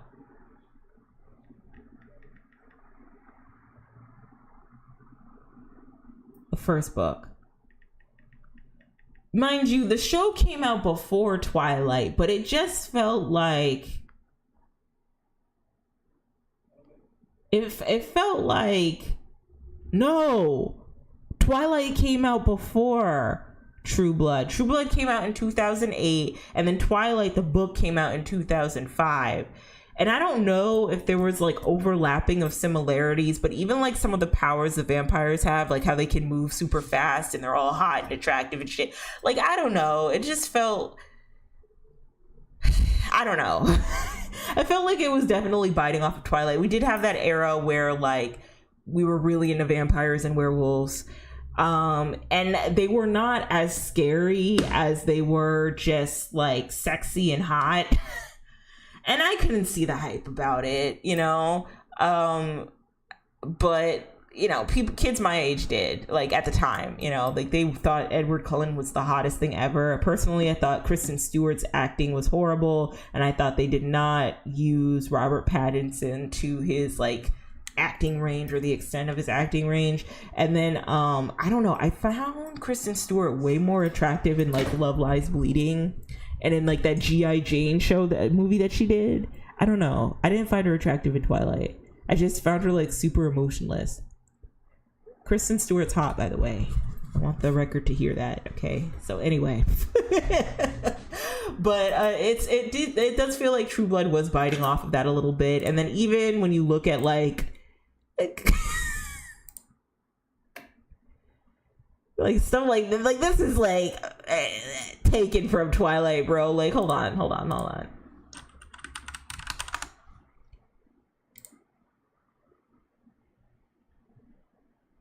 I don't know. It just feels a little similar. I feel like I've seen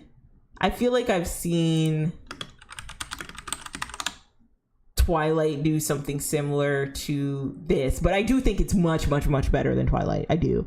I don't like how, what is his name? Billy? How he says Suki. I don't like that. So I think I might stop watching this show for a bit because it's taking me out of it. I think their accents are sexy. I'm not gonna lie.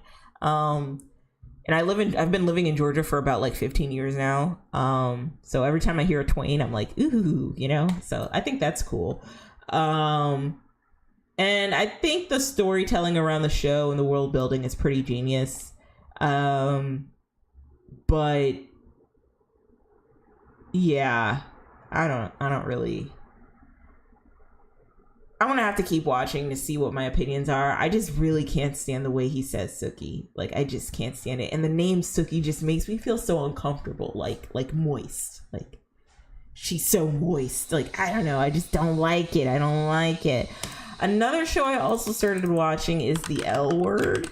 I started watching that today.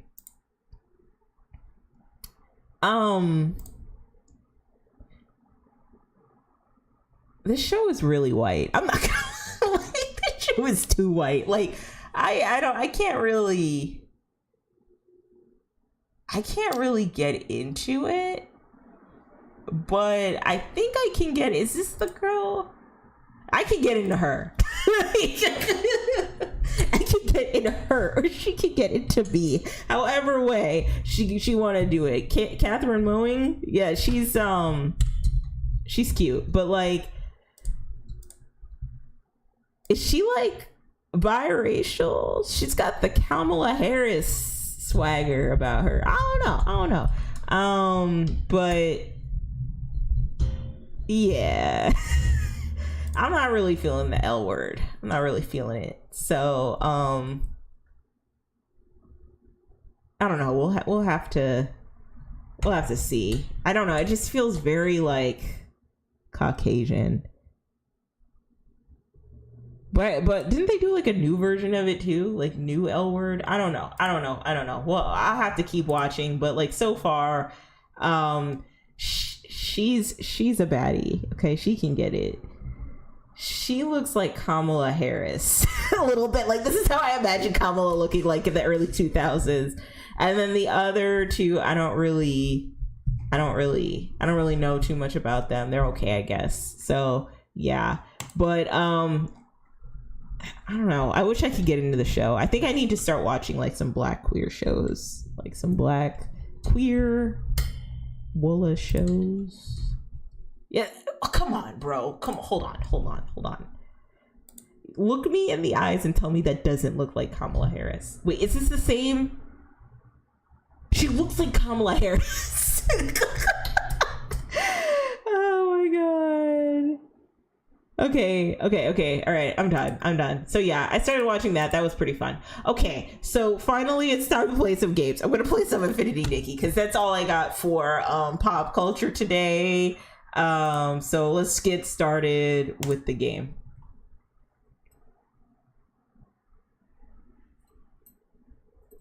Okay, let me turn on the volume. Whoa, shit. It's too loud.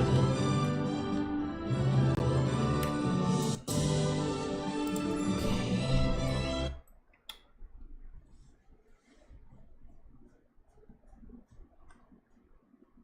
I want to get out of the village. I want to leave the village.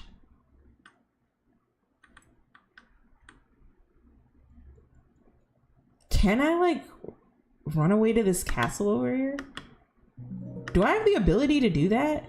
I don't think I should. I got a Whimsy Star I gotta catch. Oh, but I could catch one over here. F track. Okay. Oh no, it's this thing again. Remember this from last week? I was doing such a horrible job with this. Oh god. Cause it's like I gotta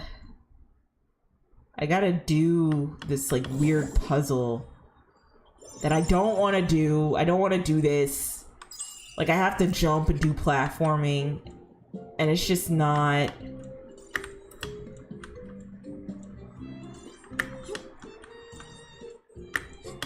Okay. And the last one always gets me. Okay. See what I mean? Ah! Okay. Oh, yes! Yay, I got another Womb Star!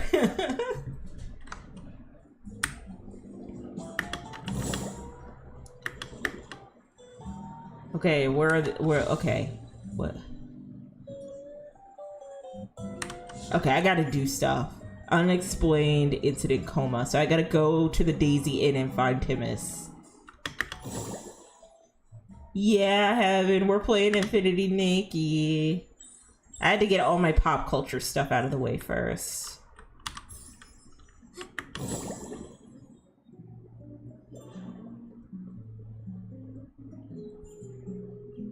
Oh, am I going further away? I don't know. And what are these things? Can I collect them? Oh. What? Okay, cool. Okay. Whatever these are, I'm gonna collect them. I need them.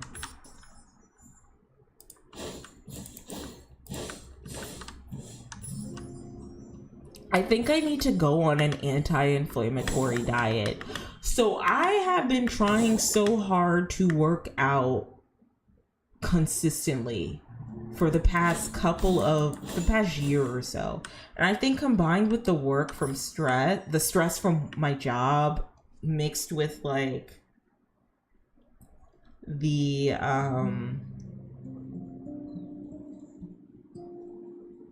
like just like my diet being like not the greatest, I think I need to change.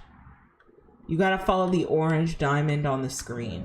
Oh, thanks, Heaven. I appreciate it. Oh. And so I'm trying to figure out what I can do, because like I'll start working out for a few months, then I'll stop because I'll have foot pain and I don't know what that means or what's going on. So maybe I gotta like drink less sugar. I'm probably gonna stop juicing for a minute, even though it makes me feel good. Just for now, I'm just gonna stop juicing for a moment, and I'm gonna focus more on you know, just eating less sugar and eating more whole foods. And I also have my spinning bike now, which I've been using consistently. And it's not heavy. It's not heavy on my feet because I'm not like I'll stand in the saddle, but I won't like, you know what I mean? I won't be like putting heavy weight on my feet. But I don't know. I just need to figure out a way. I might have to go to the doctor. It might be like something to do with my thyroid, with everything that's going on. Dear guests, we hope that your experience at Raised Wings is a pleasant one. If you want to have any feedback. Okay. Okay, so I gotta enter here. Figure out what's going on with this inn. What's going on with these people.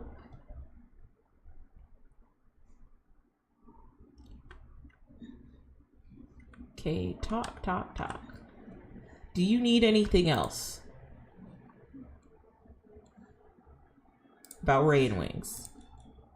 I want to know more about Ray and Wings. Ray and Wings is the oldest family-run restaurant in Flourish, offering church home-style cooking passed down through centuries. The legendary chef Mr. L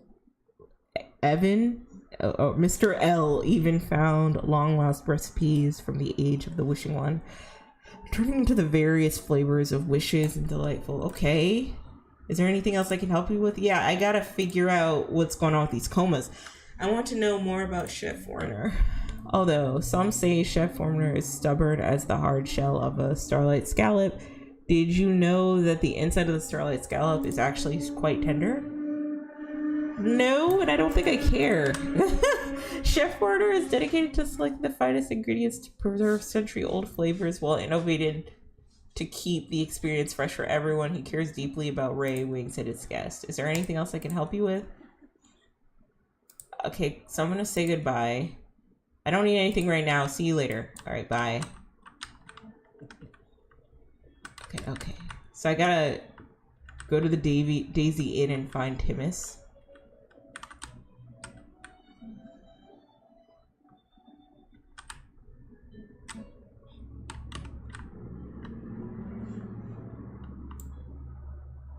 He might be behind the store. Okay, so if Timus is behind the store, can I go the back way? I can't go through the back door.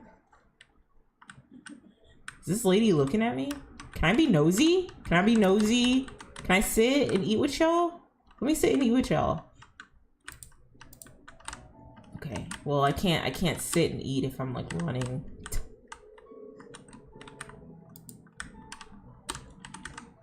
Okay, I mean, I guess we can sit pretty. You know, we can sit pretty and take a photo real quick.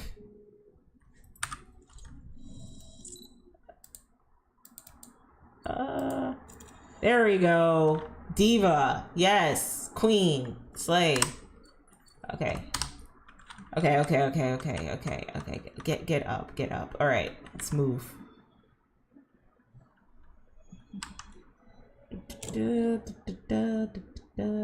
So it's Pride Month, right? And apparently on TikTok, the bisexuals and the lesbians are fighting. And that's unfortunate. We should all get along, right?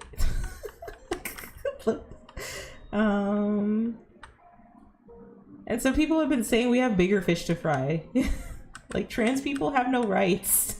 They're stripping them away, and you're mad at, like... And bisexuals are mad at, like, lesbians for being like, let's have a space.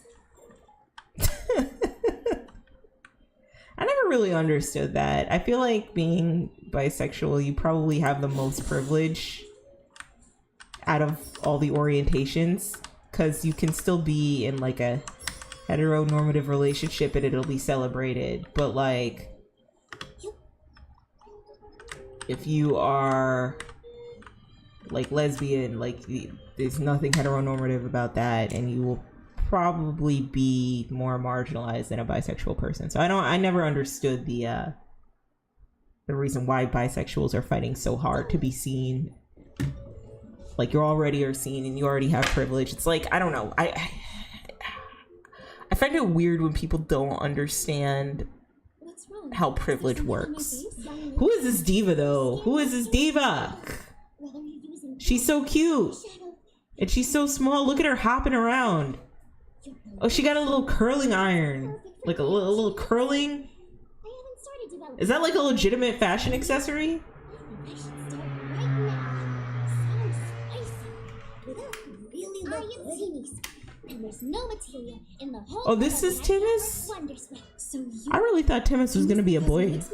That's me. She has a little curling, a roller in her hair, in her bangs. Large range of cosmetics. Just for swag, which I think is pretty cute. If you're looking to buy whimsical beauty products, buy Timmy's. I had no idea. You're just so tiny. Oh no, Timus, it's okay. Being short and sassy is awesome. I'm Nikki. For a merchant, aren't you too young? Ahem. I am a Twin Moon Kingdom fairy. I may look young to humans, but I'm definitely much older than you. Okay, girl. Well, why do they do that? Hold on, let's unpack this here. Why do they... Why in anime and in manga and in anime-based video games that they always have the youngest looking character somehow be the oldest looking character? And so all the creeps, when they want to like look at lolicon corn type shit, they could be like, well, no, technically she's like 100 years old, even though she looks like she's 5. Nah, nigga, that shit's weird. Like I know this game isn't like that. Like it's not like a perverse game. It's like really innocent and cute. But like, if she's supposed to be 100 years old, you can make her look 100 years old. Like you can make her look like a sassy old diva. You know what I mean? Like why does she have to look like she's 5? I don't like that. That's weird. And you know what? While we're on that tangent, because I gotta get it out now. I gotta get it out. My passion has ignited, all right? I gotta talk about this, okay? Fuck all the dudes back in like the 2010s and the 2000s who would hop, skip, and jump over ways to excuse being in a lolicon.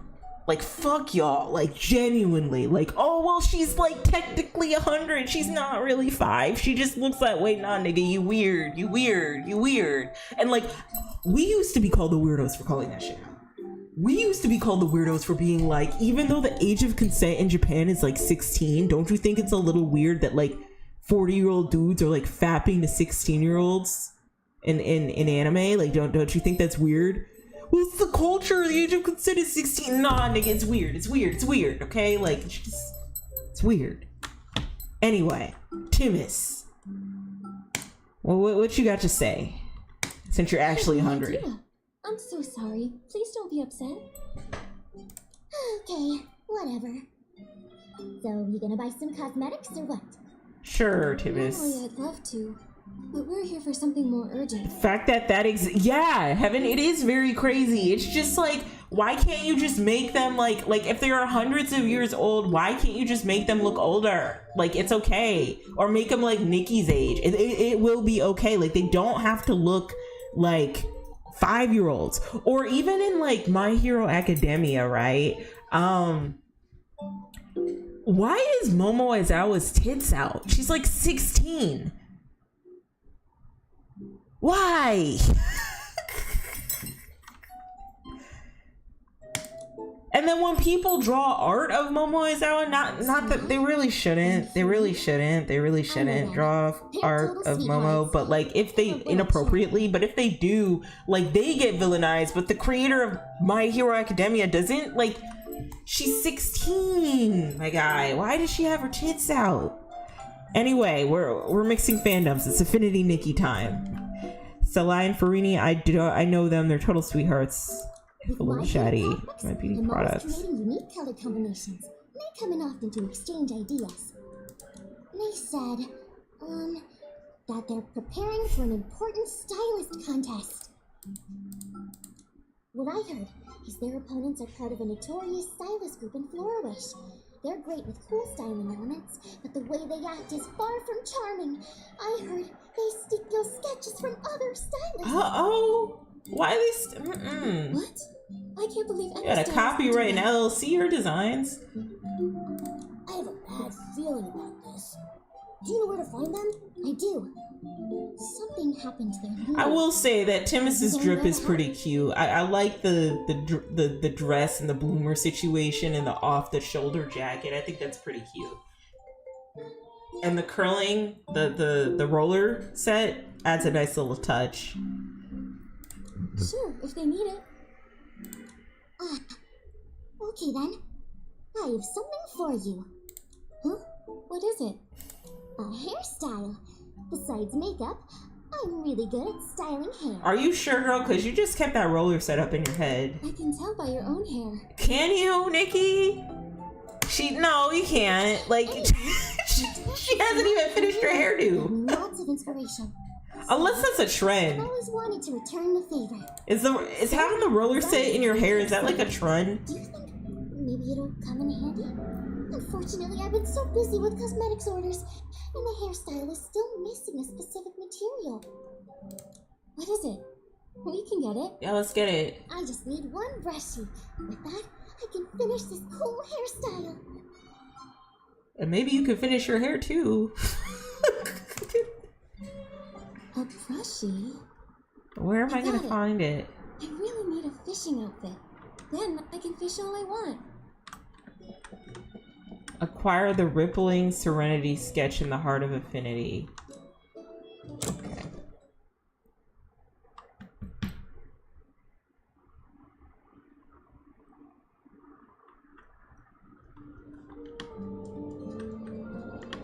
To be fair, I do like the little roller set in there and her hair. Even though it doesn't look done, it looks cute. Alright, so where do I gotta go? Acquire the rippling serenity sketch in the heart of infinity. Where is the heart of infinity? They're not gonna tell me where it is? Heaven, how do I get to the heart of infinity? There's just too many. Oh shit. Sorry.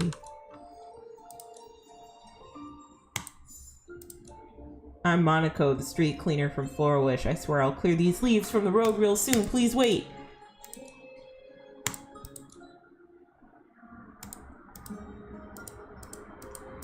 We're not doing his job. We gotta find brushies. We gotta find brushies.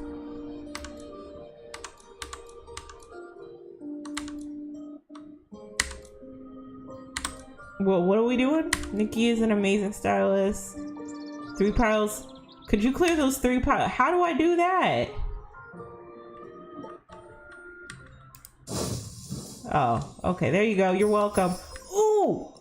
I needed the lamp chili. Wait, hold on. Let me go to I first. Heaven told me to go to I. Thanks, Heaven. All right. Okay, look at this.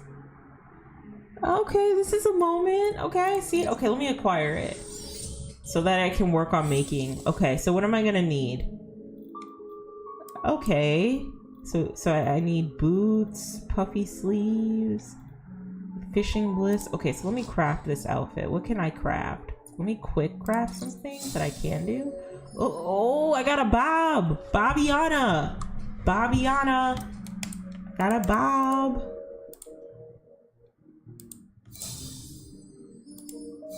Okay, babbling brook, puffy sleeves, boots, hat. Did I collect the whole outfit?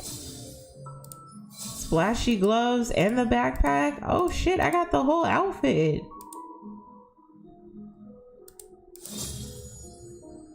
Nice. Don't gotta search for nothing. Oh hey Diva. Okay. Okay, I look cute a little bit. I don't know about the gloves though, and the little shirt design, but I like the blonde bob. That's cute. It's not even a bob, it's a pixie cut. All right, let me. So I made the outfit. Is it like Animal Crossing? Do I fish the same way? I notice with a lot of these types of games, like cozy games, is that they have different strategies for fishing. Use the mouse to cast your line. Okay. All right, cool. Okay, so I got my lamp chili. Oh, I don't need that. No, I don't need to go there either. I need to go to the crafting hub. That's a crafting hub. Is it L? No, it's not L. Is it U? Is it Y? Yeah, it's Y. Ability outfits. So I got all of that. Nice. I don't have to try rare pieces. Okay. Oh, shit. I need 5 of these. No, I really want to make this dress. I want to get fairy core. I can't get fairy core looking like this. That's not fairy core behavior, especially this outfit. Now where's my fishing outfit? Okay, so we're fishing. All right, let's go to the lake. We're gonna do a night fishing stroll. Oh, let me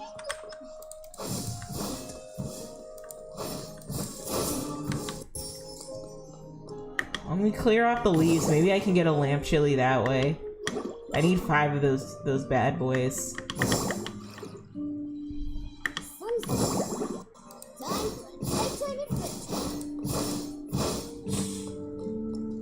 Oh, let me go under here though. What's going on under here?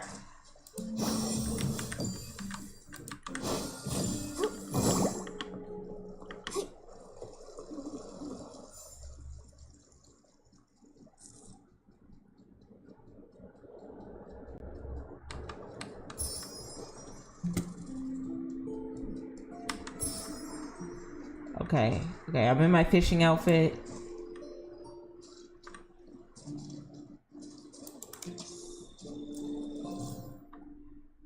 When a hook icon appears, click to start reeling the fish. The fish's stamina is displayed in the center of the screen. Move the rod around in the opposite direction. The fish's movement to deplete. Okay.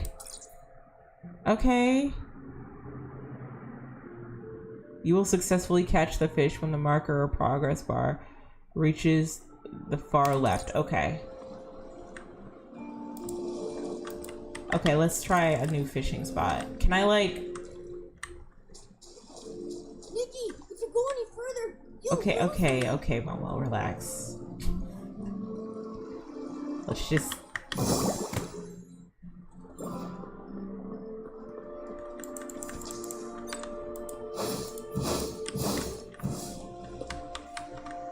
These things sparkle, but I can't... Okay, I'll get closer to the water then. Excuse you. Alright. Okay, here's some fish.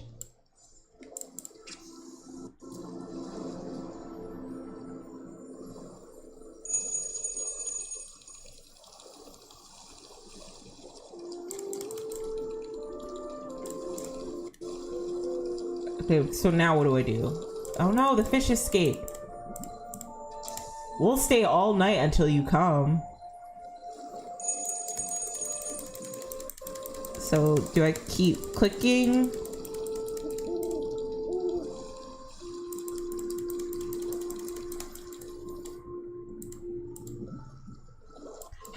Okay. I thought I was supposed to keep clicking the right mouse.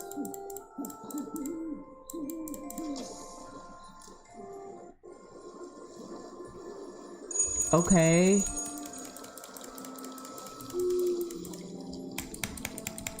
Do I click the left one? Do I click both? Alright, hold on. I'm gonna look up. Oh, shit. I'm gonna look up how to fish. Because I don't know how to do it.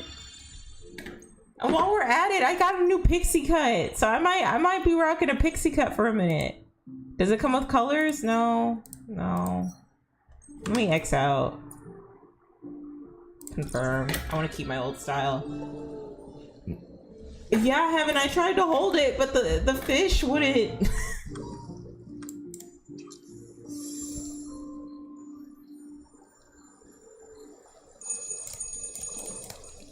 I'm trying to hold it. But then they will escape. There's a thing. There's... Oh, S, reel in.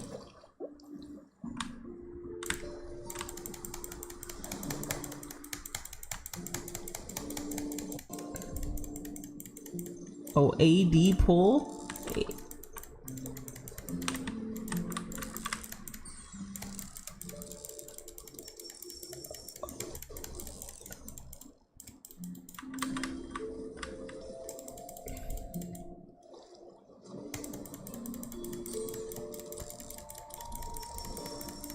Ah, there I go.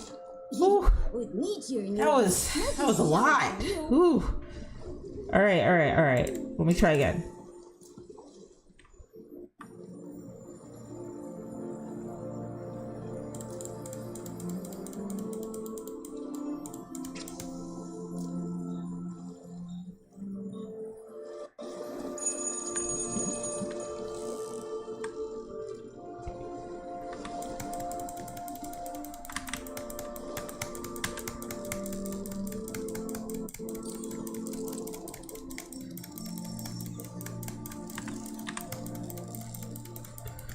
Ooh, this one's a bugger. He's a tough.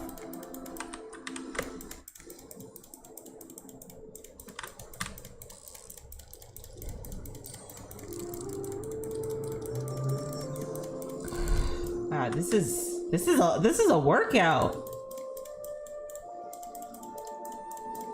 Okay, so he's losing his stamina. Okay. Come on, almost there. Losing his stamina.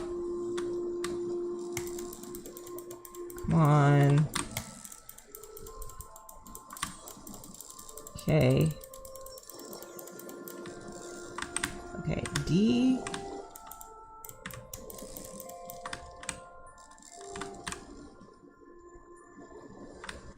Okay. This is a lot. This is a lot of work. Oh no, I'm gonna let him go. No.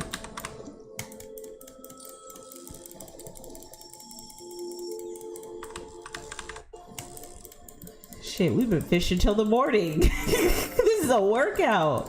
I'm not willing to let this fish go.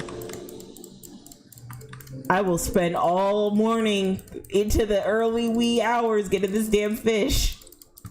Do not play with me.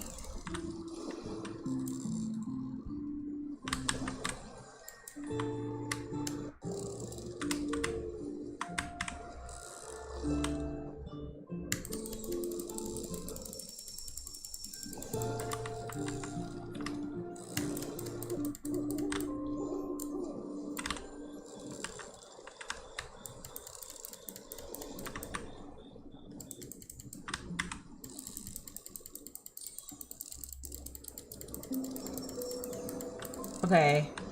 Yeah, I will spend all day trying to pull at this fish. Okay, so I'm using A and D. A and D. I gotta tire this bugger out. Okay. Look at Momo. Momo's just like pathetic. Weakling.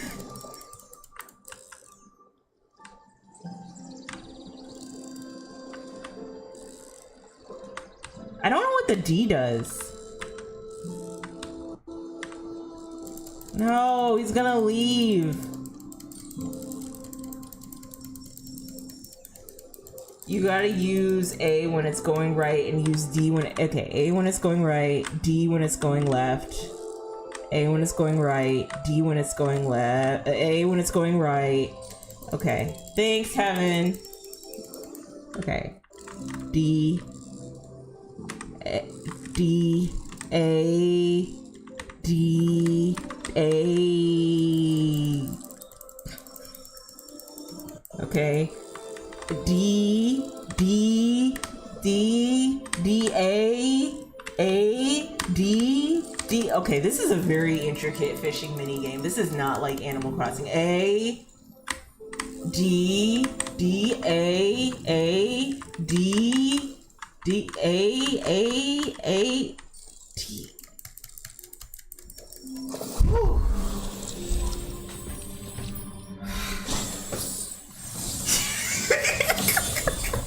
What? I've obtained a Whim Star. Nice. Jesus. Oh, Lord. God.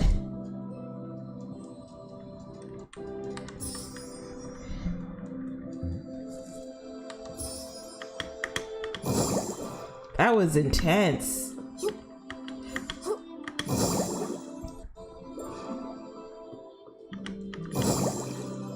I wish I can change the color of my hair in this jellyfish outfit. Wouldn't this jellyfish outfit look so much cuter with like a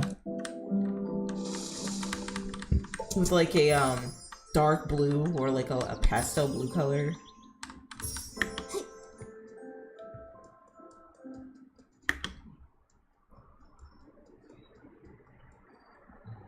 Fancy a hot air balloon ride? Not really. Oh, hey, what are we waving at?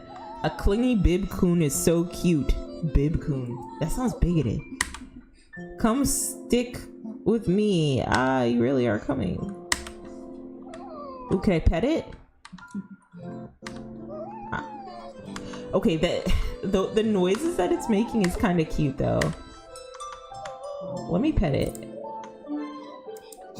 Oh, no.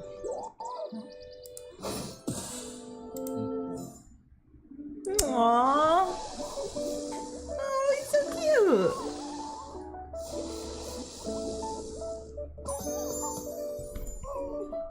Aw, little guy. All right.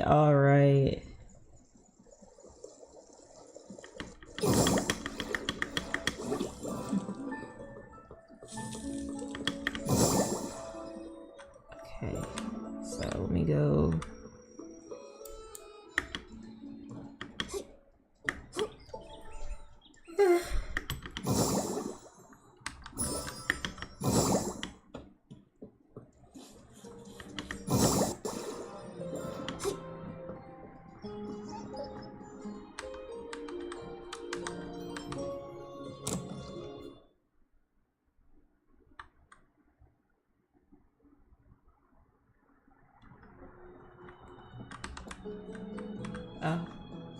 Road to Success, interviews with 100 entrepreneurs, the eccentric merchant Tim. I'm not reading no interviews. I'm good. All right, Timus, I got your raggedy brushy. Now do your damn hair.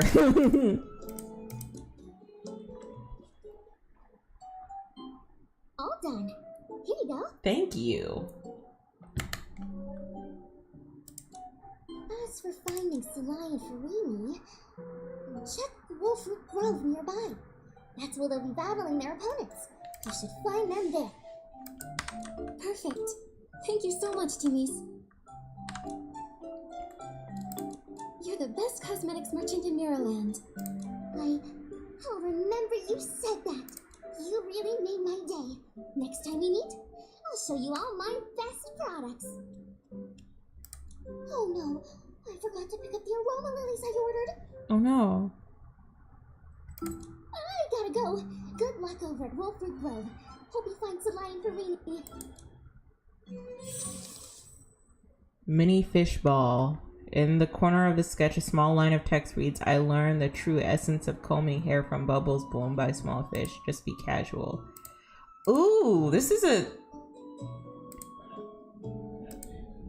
I mean, that hairdo's okay. I mean, it's not... It's definitely not something to write home about. I don't like the braids at the bottom, but... Hey, someone might. Maybe it could work. Oh wait, do I have to build it? Do I have to build the hairdo?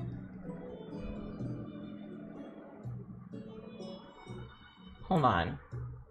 I always forget how to get to the catalog. No. Like, how do I get to the catalog of outfits? I think it's Y. Oh, I can craft this? Okay, cool. This hairstyle's okay. I'm not really feeling like the braids at the bottom and the... It looks it doesn't look done. The hair doesn't look done. You know, it's either we're gonna give Fulani chunky braids everywhere, right?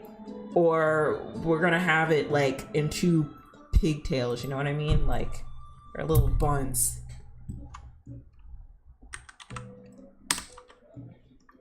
All right. I have to work on finding lamp chilies. Okay.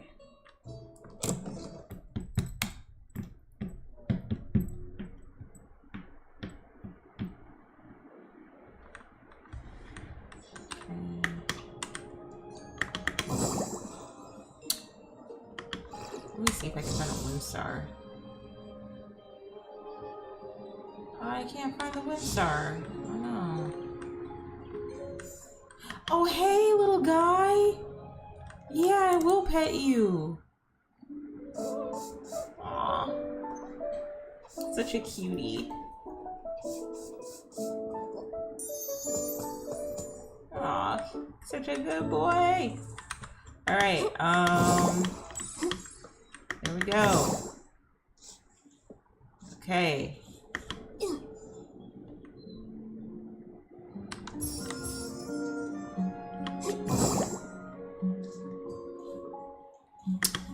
I keep having dreams that I would get things that I'm not normally interested in. So the first dream I had was me getting a tattoo.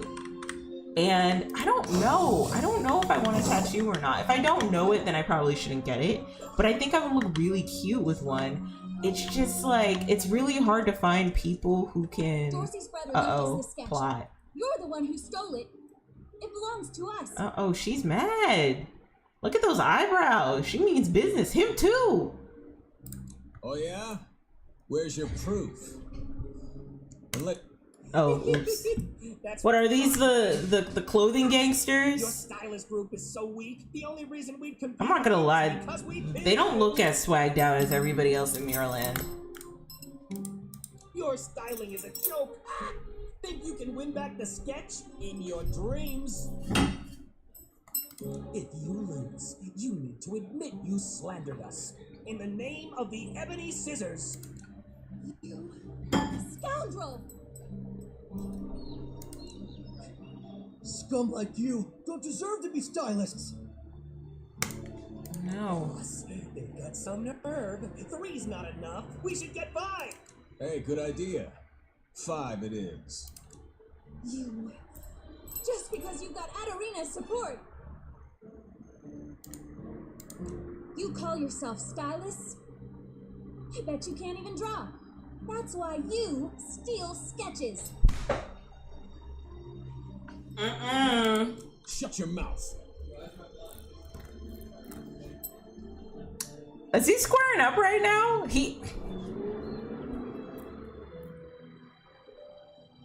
That's not a square up stance, but okay, I guess. Stop it. Yeah, Nikki. Hands on hips. Nikki means business. Stay out of this. I'm Nikki, and I'm a stylist. Dorsey couldn't make it, so I'm here on her behalf. A replacement? Ah, you don't look that impressive. Just you wait. You'll see what Nikki can do. Yeah, Momo. Always on my team. Tadru, that's enough. We got more important. Their outfits suck. No wonder they're criminals. They don't even have dripped out swag like everybody else. Is she a part of them? Is she included? Cause she's just out here looking out in the distance, all nonchalant. Alrighty. You ready to lose? No. I don't need to be Why ready. should I be? Yeah, square up, Nikki. If anyone's going to lose, it's you. Period. That's right. You know nothing about the Ebony Scissors. Our black scissors cut through every inch of fabric. Snip, snip. You're going to lose. Prepare to cry.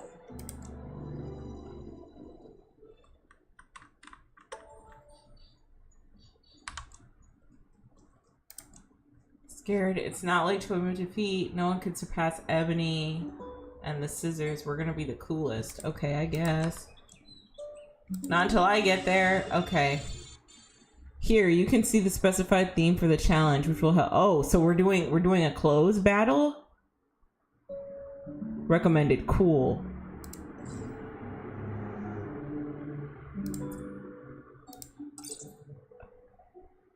Okay.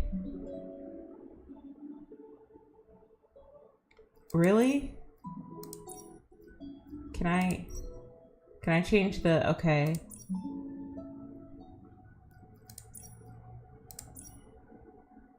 Okay, I guess. Eureka's enhanced outfit. Unlock the realm of Eureka to obtain more items. I don't have a bit. How do I access the Eurekas? Okay, confirm. This is my look. This is how I'm coming in. This is how I'm coming in. Styling and profiling. Drip. Shit. Is this really? So are we voguing now? We're just posing in our outfits? Oh, I got perfect though. You can level each item to get more points. Oh, that's cool. Oh, nice earrings. Okay, cool. Shiny bubbles can be used to upgrade clothes. Okay, what's diamond currency? Okay.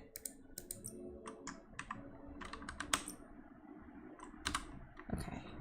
So we won. Okay then, the sketch. Yeah, give us the sketch. Oh, I have to press F. Oh, it's cute. Darn it. Boss man, what now? That was a pretty, like, weak sauce fight. I thought they were gonna come through Give it to her. with some other drip. I thought it was gonna go, like, band for band. Like, I wear a drip, then they wear a drip, then I wear a drip, then they wear a drip. Maybe that's what happens later in the game. We'll cut every inch of fabric. Just you wait. We'll show you. Okay. Giving us some Team Rocket energy. Saying everything at the same time. Nikki, thank you. They can be You're used in the my second best gacha. SDF Okay, resource thank from now you. on. So maybe I can get, like, All the some, Golden Daisy stylists are your like, friends. If you more ever need extravagant anything, outfits. Cicadas, weave spiders, or sizzblooms, you can come to us. Can you get me a lamp chili? No, except for I'm trying to make sockets. that fairy dress. They give me the creeps. Okay. Right. Everything but Sakos. Okay. You're so kind. Really. I'm glad I met Timmy's, so I could meet you. Miss Timmy's? I'm relieved she isn't mad at us. She spent a lot of time she could have used to earn blings exchanging styling ideas with us. Verini, let's visit her shop more often once everything's settled. That's great. She'll be happy. Actually, I was looking for you two because of Dorsey. Nikki told the two about her encounter with Renori's taking Dorsey. care of her right now. Dorsey may fall unconscious, and she keeps mentioning the Wish Envoy. Have you heard of them? It does sound familiar. Remember, Salai? Ever since we challenged the Ebony Scissors, Dorsey's been really anxious. She was visiting the wishing spot along the river behind the Daisy Inn at midnight. One morning, she said she met this wish envoy. He sold her something called a quick wish bottle. He told her it could grant wishes I like instantly. his freckles. But then... I like her she fell freckles into a too. coma after I like she that used it. nice little detail. A quick wish bottle. I wish I could give Nikki Promising freckles. instant Her wish face is granting. kind of like Anxious wish flat. makers. And also a mysterious figure in the middle of the night. Sounds like people making wishes at night are targets of some scam. Those wish makers are definitely the victims. And Dorsey in a coma? Could it really be linked to that wish envoy? If we want to get to the bottom of this, we need to track down the wish envoy. Maybe we could stake out the wishing spot Dorsey visited. We might just catch him. You can try. Dorsey said the wish envoy is at the wishing spots late at night. We'll pretend to be wish makers. if you press No, escape no. and go to the section labeled faction, you can find out where the rest of Ricardo's group is and do more stylish challenges. Thanks, Heaven. Okay, Great cool. idea. You two, please be careful. Okay, will do. Momo, we'll head over soon. Oh yeah, I feel like, Heaven, I'm gonna do more stylish challenges when, meet Minoi at the wishing spot by the river, behind the Daisy Inn. you need to have done all of them to finish a chapter. Oh, okay. Yeah, I want to collect more clothes, though. I don't want to just wear...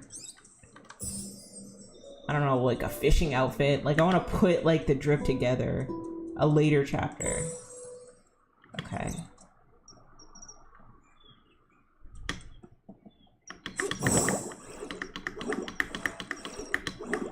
Wee.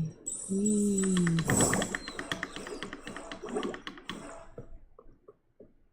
Alright, let me go running. Huh, I wonder if I... No, turn around. No. Okay. So I guess with the pile of leaves, I'm gonna have to keep blowing some pile of leaves to see if I can get a lamp chili. Ooh, what if I hit him? Can I hit him? Oh, I hit him once. My aim is bad. This is why. Oh, okay. He's just taking it. Huh. All right. Well, that was an interesting exploration.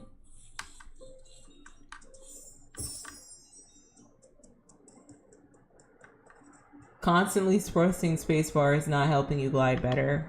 Thanks. Probably not. I just wanted to try it, just to see what would happen. More lamp chilies.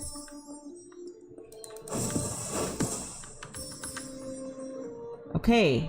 Can I make the...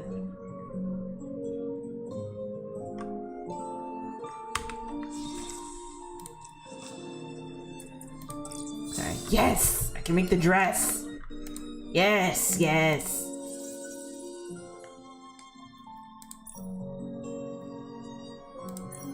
Alright, so we've crafted everything on my list of things I wanted to make. Nice. Ooh, I wonder if I can put on the dress. I'm putting on the dress.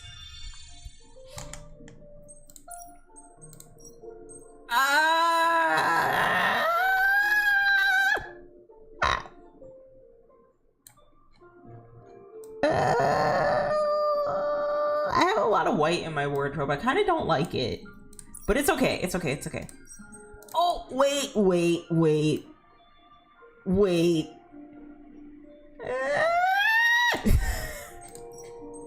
Ooh, I like the ankle socks. I don't know if they match all the way, but like, we can rock them for a minute. See what shoes I can wear. Okay, well, we can wear the flat shoes for now. I think this works. I'm gonna save it. I'm gonna save the outfit. Thanks, Heaven. You can jump and press Q on the leaves as well. Okay, I'm gonna leave. Oh my god, I look so cute! Yes, queen! Okay.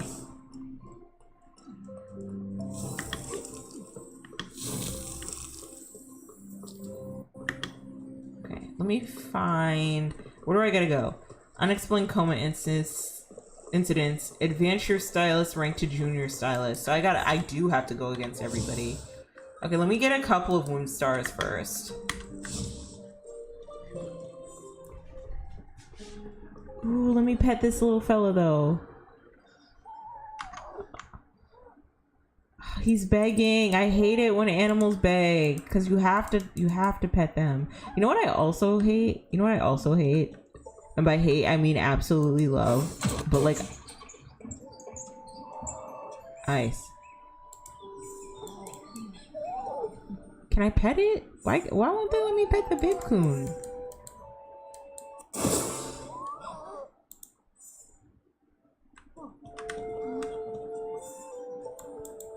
Maybe I'll talk to him. Like, he seems to really want to be like what do I gotta... Oh no, it's following me. It wants me to do something. What do you want? I'm trying to pet you. All right, let me talk to him. Maybe he knows about the... I want to take some pictures. Excuse me, allow me to introduce myself. I'm Avaro. I love to take pictures of animals, especially fluffy ones.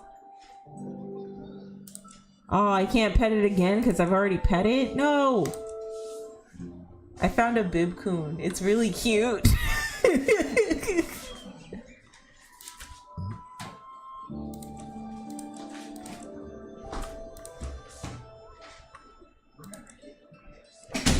I've heard that stylists have sharp eyes. Could you help me find the animals in these 3 photos? Sure.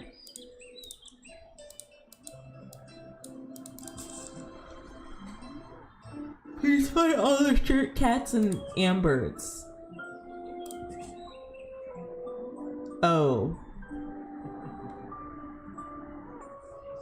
Oh, this is like we gotta find it. We gotta find it. Well, where the hell is the second one? Oh, God, I gotta look. Where's the other cat?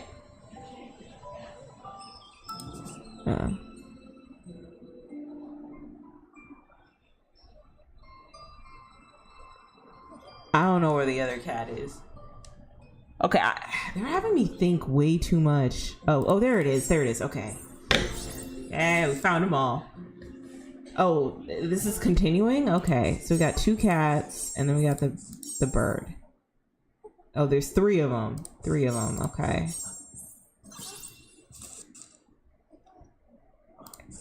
Bird, cat, cat.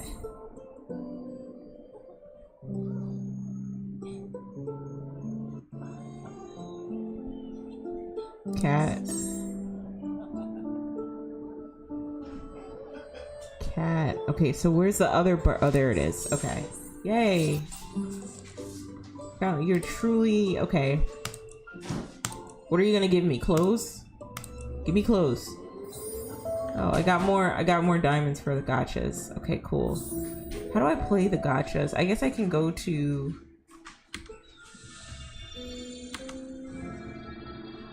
Yeah, me too. Get us something. I'm hungry. Feed me. Oh my God, my partner told me that he's hungry. I told him I was hungry too. I told him to get us something. Okay, how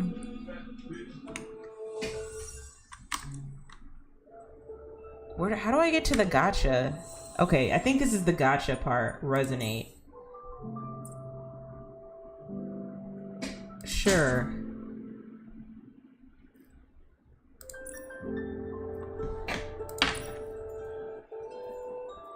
Ah, stripper heels. Hello, hello.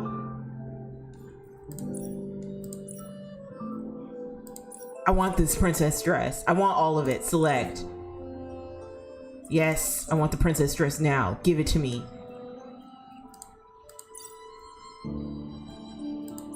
Okay, now what do I do with it?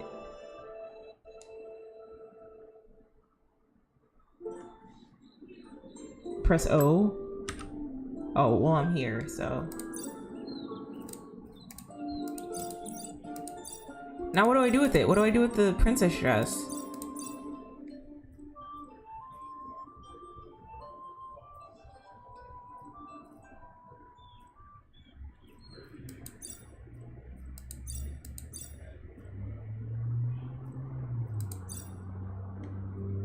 Okay, so you go back. Okay, I'm back. Okay. Oh, hey, look at this outfit though. And then you press the arrow. Where?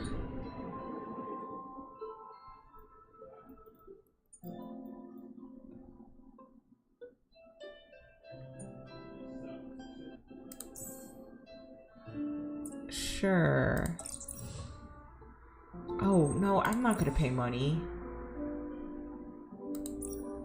That is not happening. No, man. Ooh.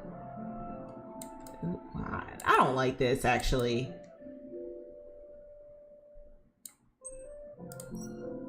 Oh, this is... I don't like this either.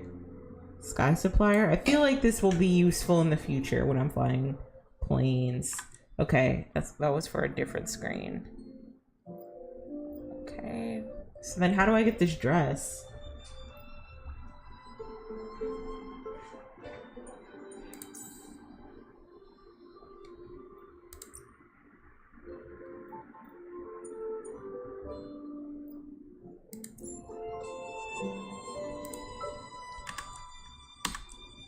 Okay, let me check to to see if it's in my craft book.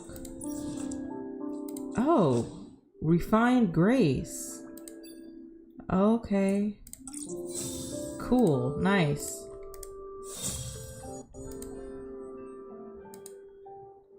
Okay, I guess I can't get all the other outfits. Miracle outfits. Can I craft? How can I craft the rest of this outfit? I really want it. I don't have enough resources. Okay. So I don't have enough resources to get the princess dress and the gotcha screen, so I'm just gonna level up and get Whim Stars. Oh, hey, who are you? What?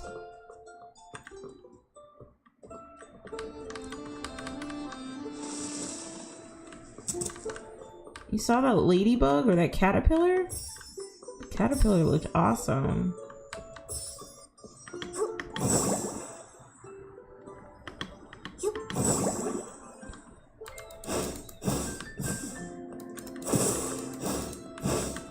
I guess I can hop on it.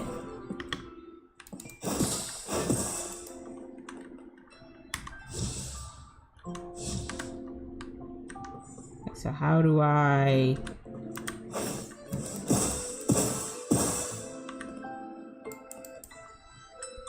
How do I open the box so I can get the Whim Star? Do I move it?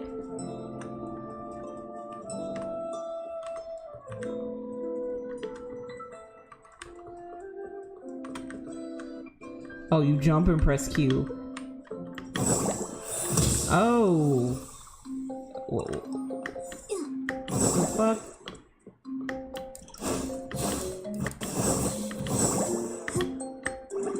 There we go. Yay. Now I gotta chase after some stars?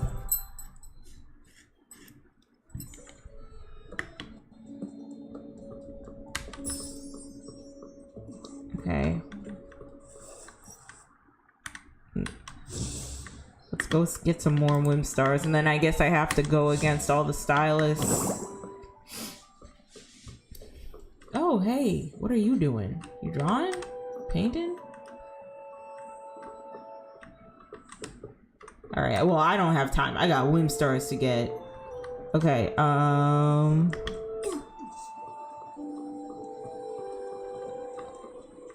what is this? What is that dress right there? Okay, let me talk to you because I want that dress. I don't know. Give me that dress.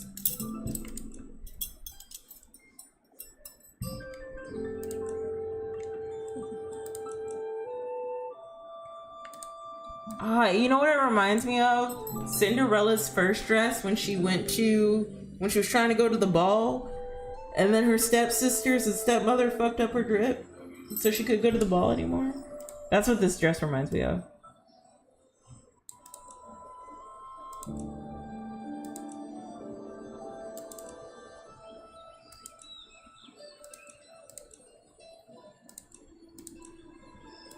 Just tell me how to get this dress.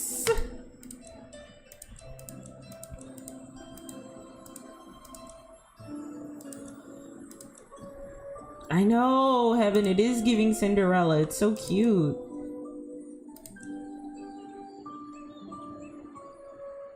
Yeah, I can get you that. I think I have that. I have a floof of yarn and some Bib Coon stuff.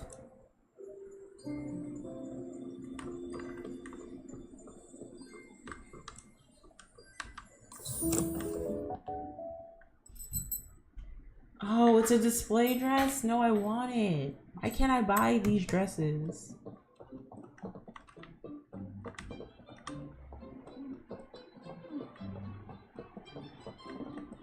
Alright, so let me get out of here. So I gotta advance myself, so I gotta grind, and I got to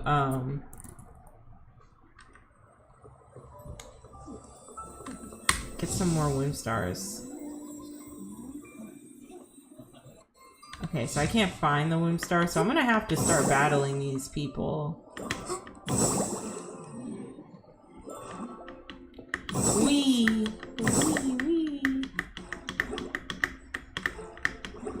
that's not gonna work. So I'm gonna have to hop over here and there we go. Whee. I'm just hopping all over the spice. Yeah. Okay.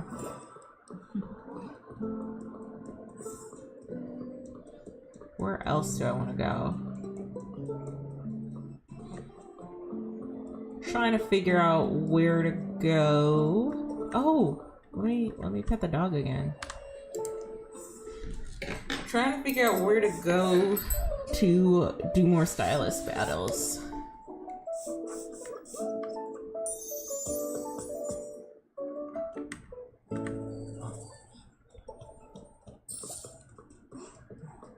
Gaffy invites you to complete weekly tasks together. Where are we going? What weekly tasks am I gonna accomplish? Okay, oh, well, what do we do?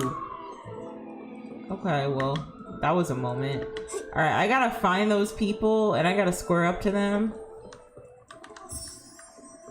Press escape, then factions. Where are the factions? Oh. Thanks, Heaven. Ebony Scissors. The Ebony Scissors cut through all, and now furthermore, driven by unrelenting thirst for power, the Ebony Scissors stop at nothing to collect more sketches, instigating stylists.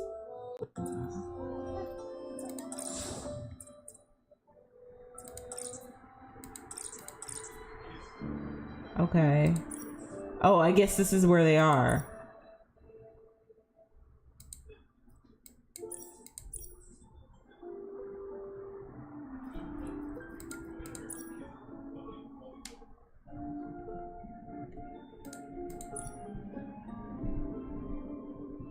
Oh wow. Oh wait a minute. So we're only on like one spot of Mirrorland? This is the whole, is this the whole world? Does this place expand? Yes, it does. It does expand. Wow, we've only scratched the surface. Okay, so where am I supposed to go?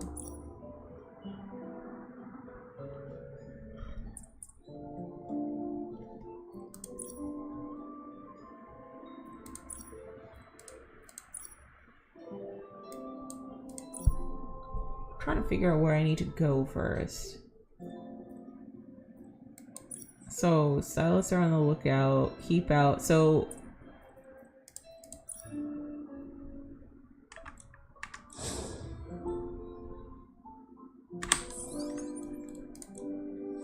I gotta figure out where to find these people. So track.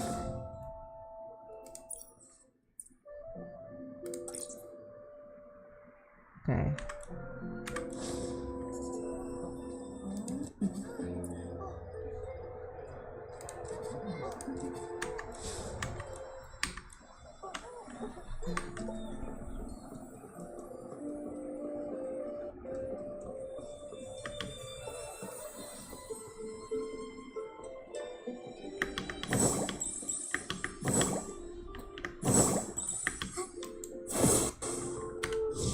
Ah, Whimstar.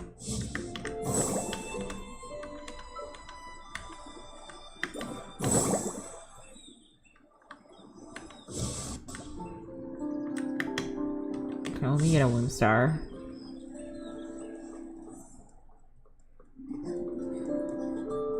The setting sun looks like a helping of delicious, savory work. You have the mini map on the top right. Oh, that's gonna tell me where the stylists are. Okay. Heaven, what would I do without you? You're just so helpful. Is that who I need to talk to? Maybe he can lead me to the scissor squad that I gotta fight?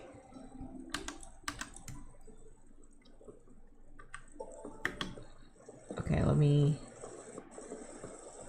Oh, okay, here we are. I think this is the person I need to battle, maybe. Before I do that. pick up these bad boys.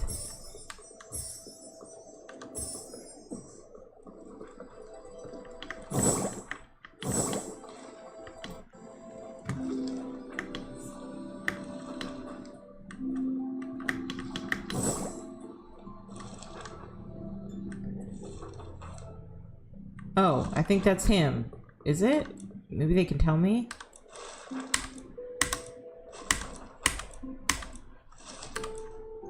I'm ready. Let's go. Square up. Elegant. Recommend. How do I know which outfits look elegant? This looks ugly. This jacket? No. And then what, the pink socks? So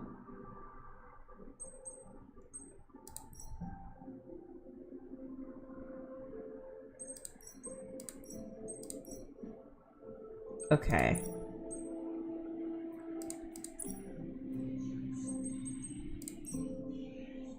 Oh no. Oh no.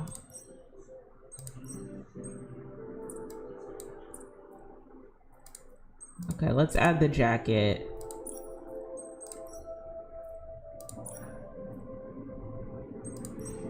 Oh no, no, no, no. We gotta add the dress back. Okay, let's continue.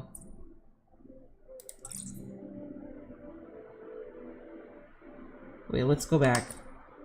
Where are the pink socks? Yeah, yeah.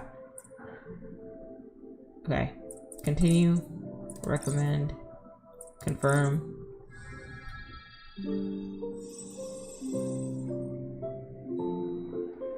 If we all dressed like this, I feel like we would be like happier people.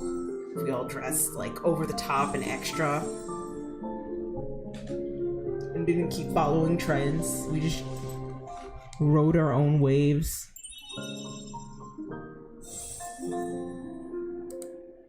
Okay.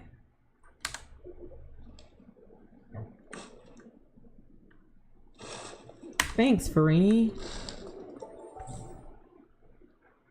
Oh, okay, I gotta open my pair pal. Okay. Select glow up.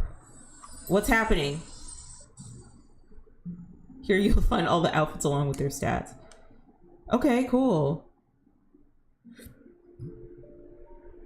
So the perfect start has 3 stars. Rippling Serenity has 4. Bye Bye Dust has 4. Bubbly Voyage 4. Wind of Purity, Afternoon Shine, Refined Grace looks so basic. 3 stars. And then Sea of Stars. I'm still trying to figure out how to get this outfit. What do I gotta do to get the rest of this outfit? Oh, look, see, wouldn't I look so stunning with that? Here, choose which piece of outfit you want to upgrade. Okay. Why is it locked? What do I gotta do to unlock it? Click upgrade. See, wouldn't I look so stylish with this dress and these gloves? I want to make this dress. This dress is beautiful. All right, I'm done. Okay, I'm leaving. I'm getting out of here. All right, so I'm gonna go to escape, factions, ebony scissors, track.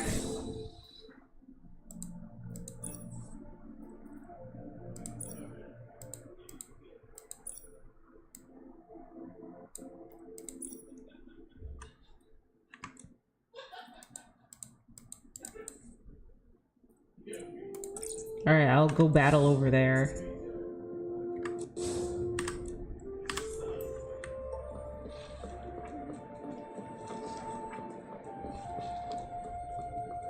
Oh, I meant to go get this Whimstar.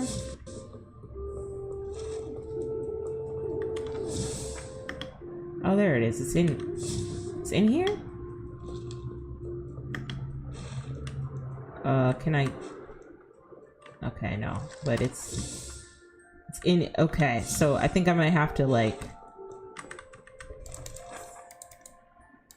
No. There. Yay.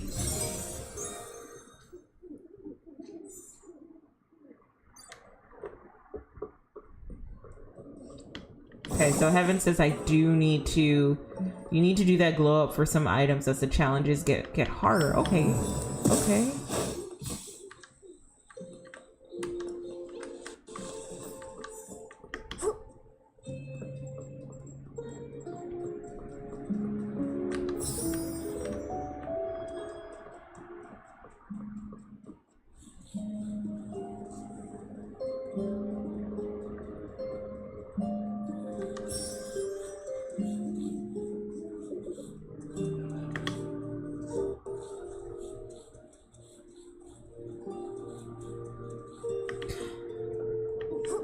You know what I worry about?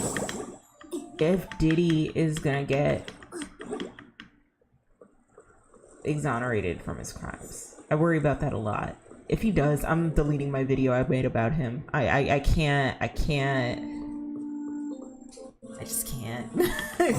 I just don't wanna, I don't want any smoke. I feel like if he gets let go, if they drop all the charges and let him go, he is going to wreak havoc on people. Like, it's not going to be pretty for all the people who went up against him. He needs to stay in jail. Might want to go to the map and track the stylist again? Okay, sure.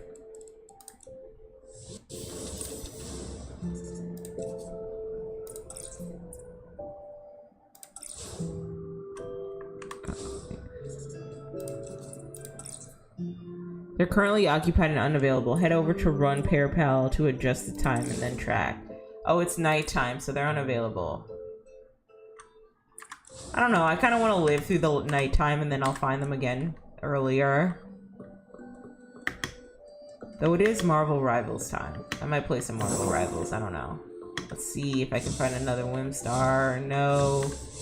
I have to just advance my rank as a stylist.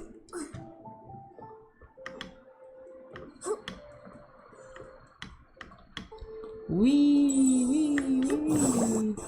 Oh, hey, there's another. I guess there's another person here. Who are you? Co-op? No. Okay, some stylists are unavailable during certain times of the day. No idea. Thanks for telling me, Heaven. Oh, come back over here. No, let me pet you. Aw.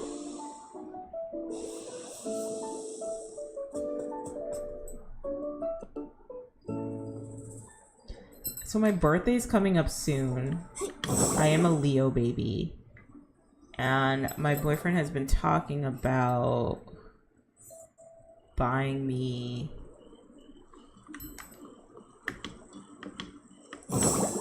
a cat. Or not a cat, a dog.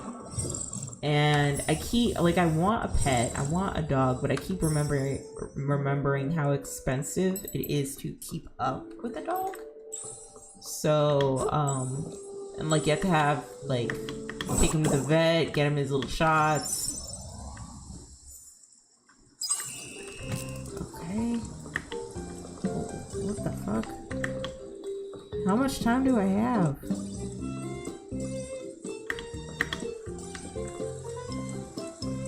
I don't have much time. And so now I'm worried about, like, if I have this dog, I have to have, like, a fund for the dog to, like, you know, so it could get all its shots and everything. Or, I don't know, they swallow a Lego, they don't die, and we can take them to the vet. I don't know, that's just stuff I worry about. Like, I want a dog, but I also know that they're, like, a big responsibility.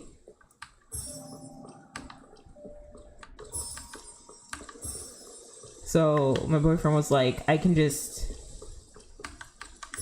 like, plop a dog right in your lap when you on your birthday. And I was like, don't do that. Like, I can't do that. But I do want a dog. I do. I either want a Boston Terrier or like a poodle or a French Bulldog. But French Bulldogs are expensive. I do not want a pit bull, no. I don't. Especially like a sheltered pit bull. No, I'm sorry. I know that sounds bigoted, but like, I don't know. I feel like a lot of people get pit bulls. Hopefully I don't get shit from the dog lovers, but I feel like a lot of people get pit bulls And then they were put in these shelters because they weren't raised correctly. Oh, this hasn't happened in a while. Whoa. Wimstar.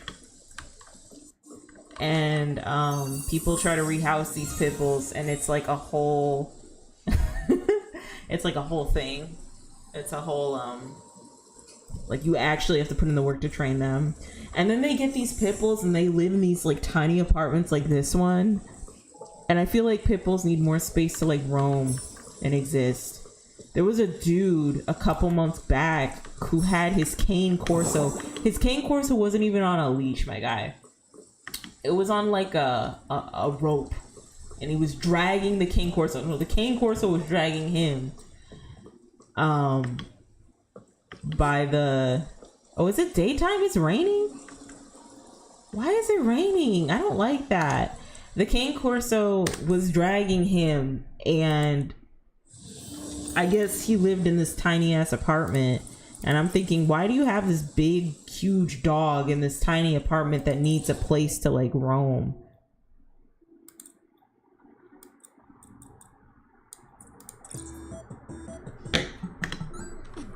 Okay.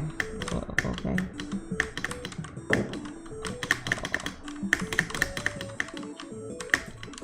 Oh shit. Oh, I'm losing lives. I like this mini game though, it's cute.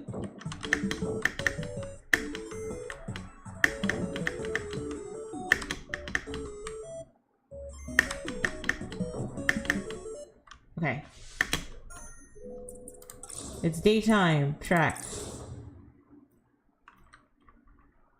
Flappy Bird game. Okay, so I'm over here. So I'm trying to find stylists. I wonder what I gotta look for.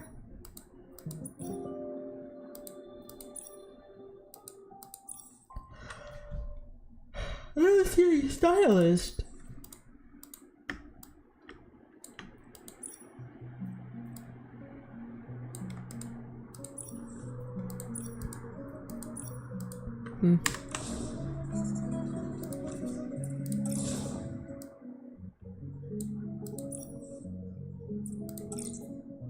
Okay, so I guess I'll track that stylist.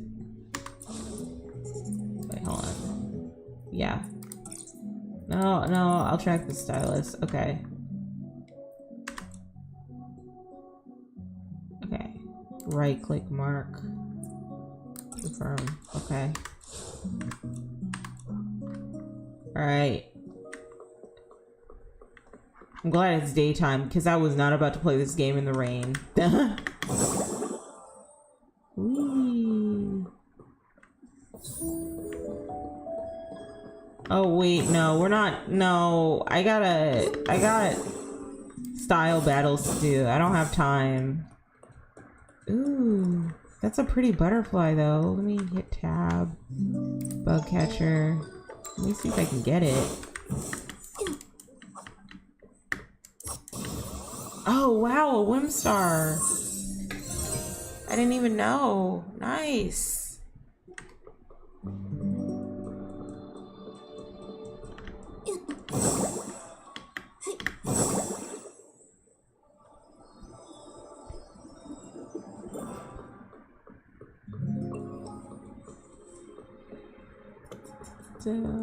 Yeah, but I don't know. I don't really want a big dog unless I have like space and room for it. Like a big dog needs to roam. It needs space to exist. And having a dog, like a really huge dog in a very small space is a recipe for disaster. It's not good.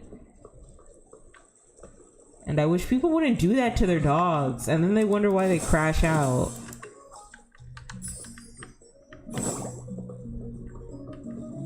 Okay, we're almost there.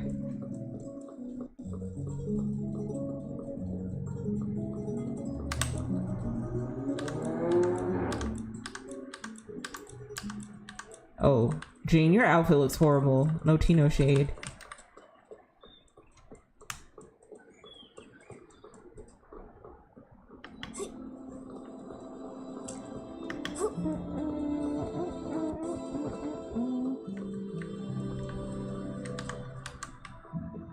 Okay, so is this where I need to go?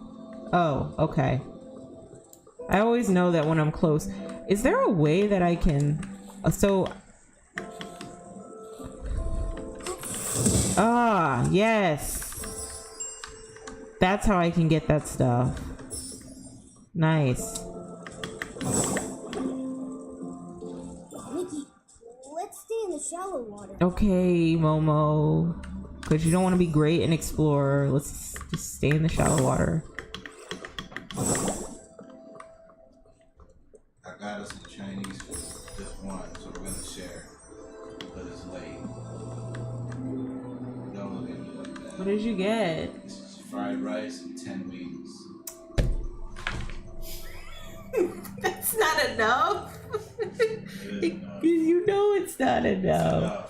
All right. And I got us some egg rolls. All right. Well, thanks.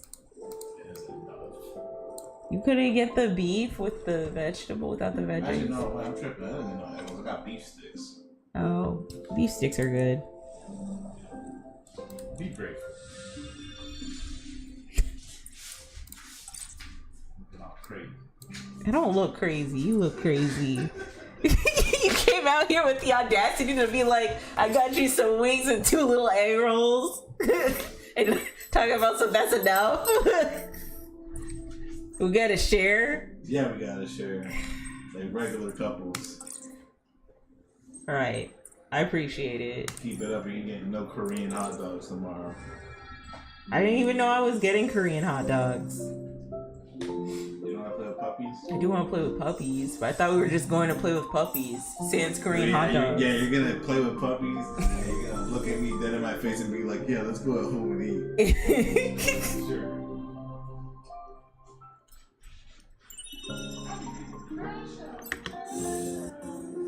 Nice. I got it. Yay. I feel like part of picking the outfit is not selecting recommendations and just like picking it and seeing how well it does. But I look styling though. I look good. A little bit. I don't know about the crop jacket, but I beat you anyway. Take that, Ramon.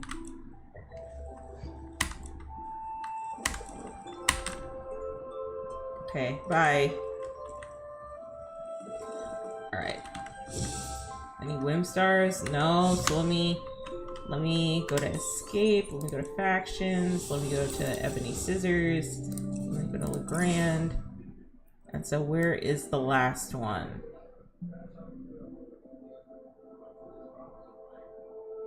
Stylists are on the lookout. Okay, so maybe I gotta wait or something, I don't know. Graceful dancer track. Yeah, maybe I gotta wait. Alright. Let me...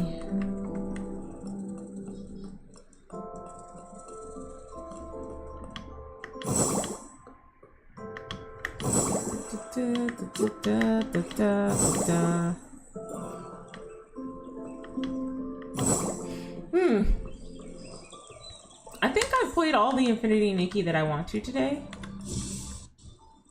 Oh, let me get this guy. I think after, well, I don't want to go to this portal. Why am I here? Got it. Oh wait, what am I wearing first of all? Why am I stuck with this outfit? We are going back to my original outfit, the fairy outfit. Okay, and then we're gonna change the shoes.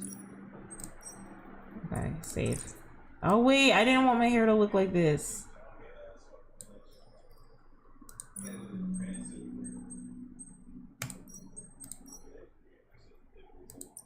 There we go, save. Alright. Alright, escape. Alright, so what are we gonna do here? Where are you going?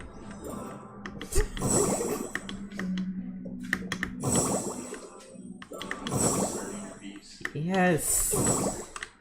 Oh no, I died. Okay, I'm leaving. I don't want to be here anymore. I didn't like that.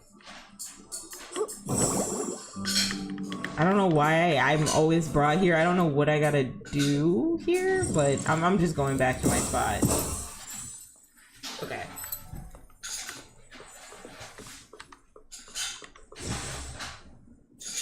Oh, there's a Whim Star in there. Okay.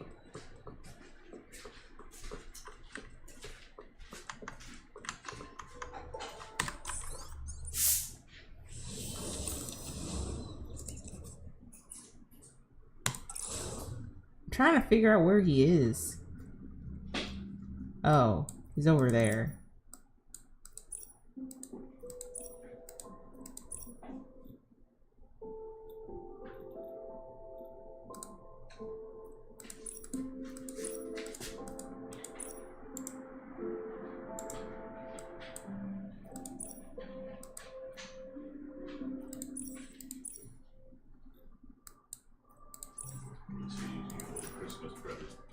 Huh?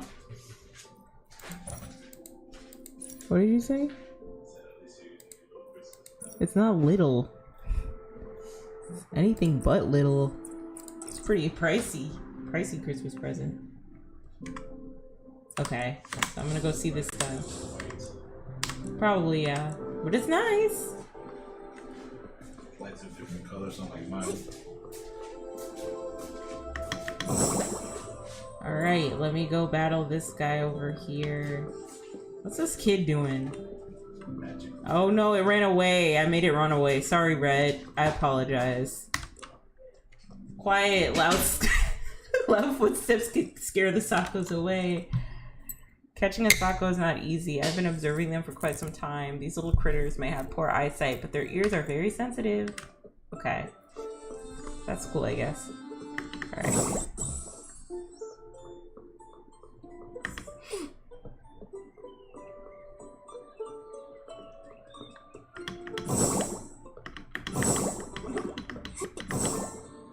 Okay. Hello, I'm the stylist in training and I propose a stylish challenge. Sure. No matter what other legend says. Okay. Okay. How about using vibrant dance moves as our theme? Are you ready to sway like a daisy? I'm ready to sway like a daisy. Oh, ew. This is so gross. What is this hairdo? This hairdo is not pretty. Okay, let's recommend it.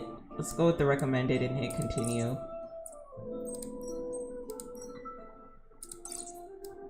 Okay. Oh, well, what are we doing with these Okay. I don't know about this drip down here, but I guess.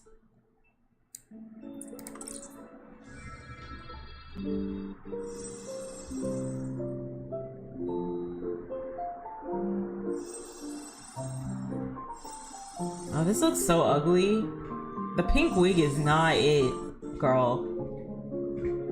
A lot of stuff going on. Yeah, this looks awful, but like, hey, if I win, that's all that matters. Diligent agenda. Okay, sure.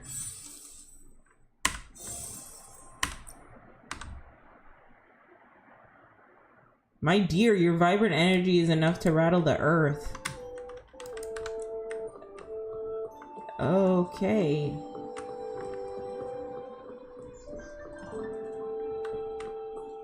Okay, so there's another stylist that I gotta battle. I think after this stylist I battle, I'm gonna play some Marble Rivals.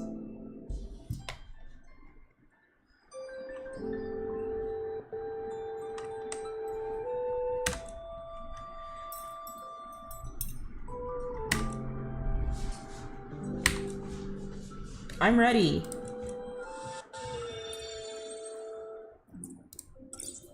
Okay, sure. Well, this is a look. Alright, let's continue.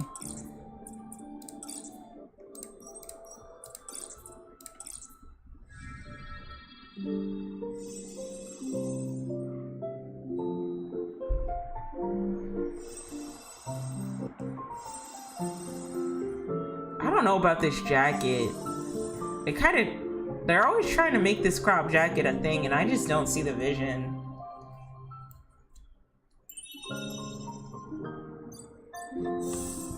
Yay.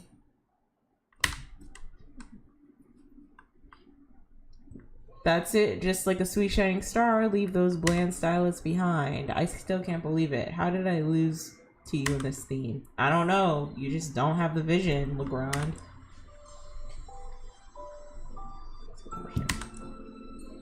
Okay.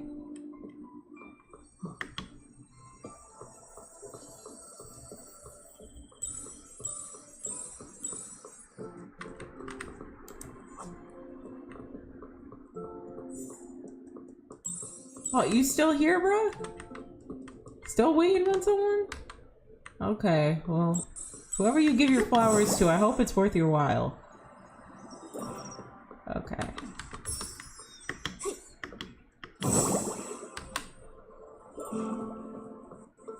Whee.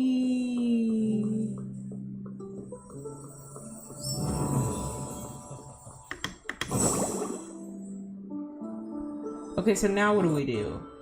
Now where do I go? Escape. Let's go to factions. Okay, Ricardo. Oh. Okay, we'll do Ricardo later. I gotta find... Wind Stars? No, I can't find them. Okay, so... What do I want to do then?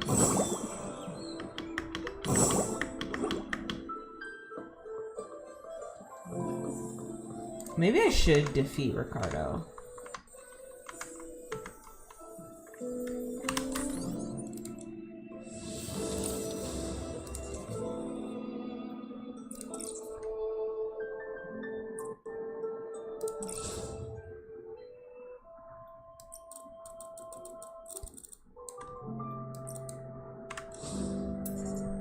Duel above all, driven by unrelenting thirst for power, the ebony scissors stop at nothing to collect more sketches, instigating stylists duels wherever they go, to them strength far.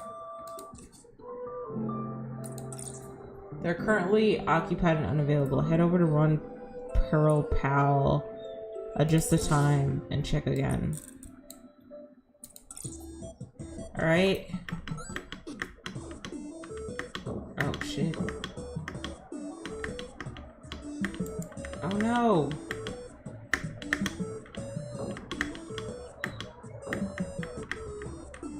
I like this little mini game that I can play. While I wait for the time to change.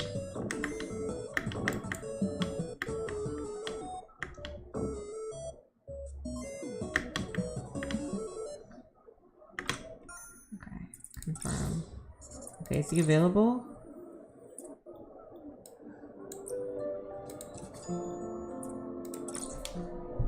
He's not available.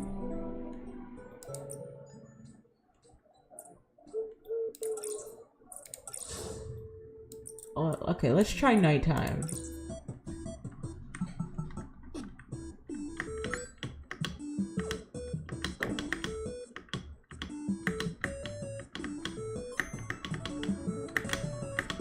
Well, I'm getting better at this mini game though.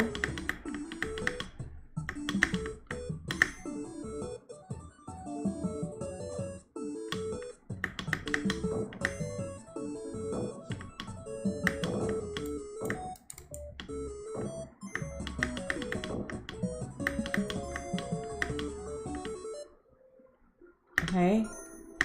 Okay, is Ricardo available now? There he is. Got him. Bye, Heaven. Thanks for checking out my stream. I really appreciate it. It means a lot.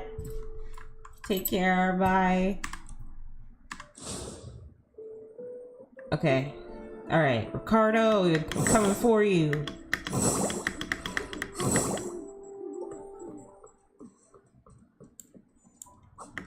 I don't know why I did that.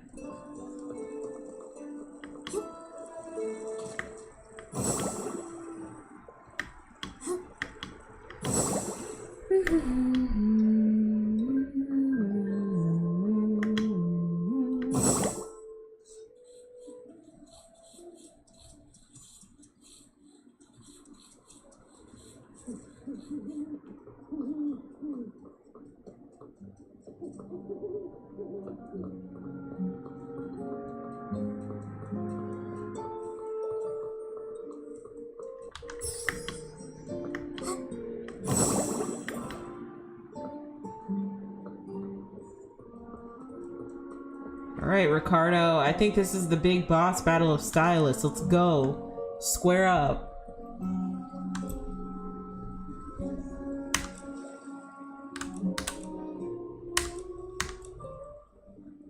Okay. I'm ready. Let's battle. Okay, cool and simple. Okay, continue.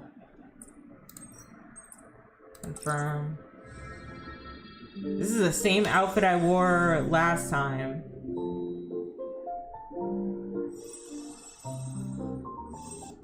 Oh no!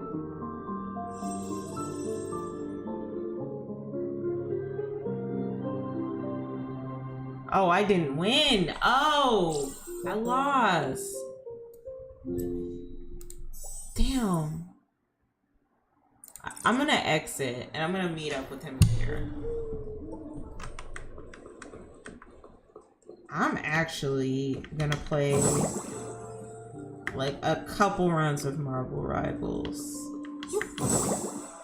I think now is the time because it's very quiet.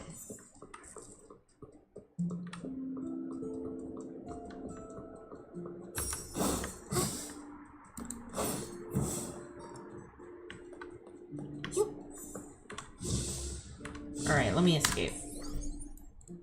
Let me quit the game. Exit game. And I'm gonna boot up some Marvel Rivals to play for half an hour and then we'll end the stream here. Steam.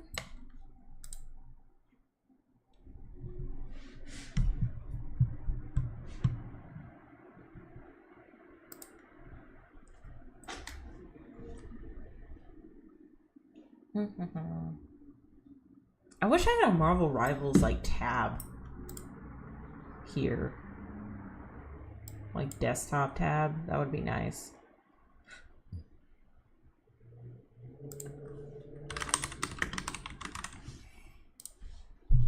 To all our new guests from across the timelines. Okay, Emma.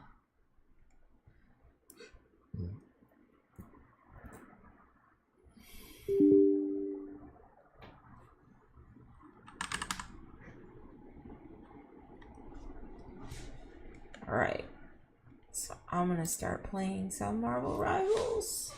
I'll play a couple games and then I'll get off for the night. I miss wearing makeup.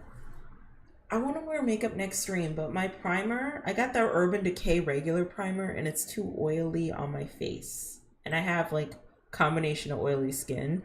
So I think I have to get the one size setting spray. I got the Urban Decay setting spray, but I didn't get Ultra Matte, so it's very oily on my face, especially when I put on the fixing spray. So I'm gonna have to get the Urban Decay or the one size setting spray to see how it works because it's ultra matte, sweat proof, all of that.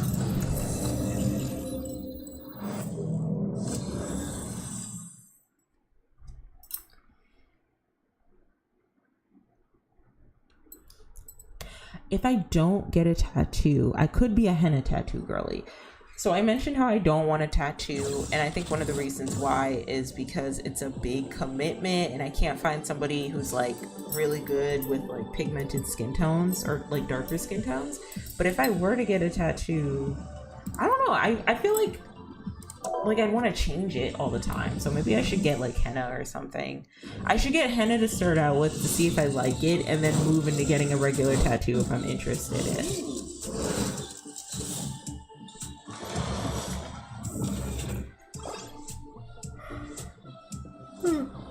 Venom's bubble pop. This is unusually sexy to me. Venom having a bubble pop skin, I don't know what it... Bubbles are sexual, right? I don't know. It just, I don't know. It's kind of cute. I don't know. I know it's just the skin in pink, but I'm into it. Look at his feet. Big feet, big feet, big feet, big hands, big. You know what? Okay, let me stop. Okay. Let's hit play. All right. I'm gonna wait for a quick match. I'm gonna play a couple games and then I'm probably gonna head out. This game always keeps me like super like focused.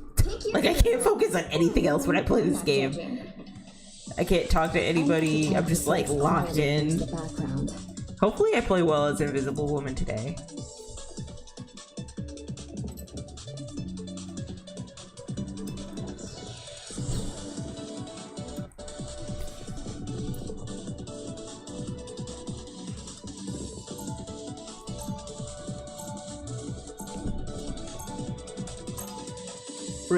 The other guy didn't get a teammate or a hero. He didn't get to pick.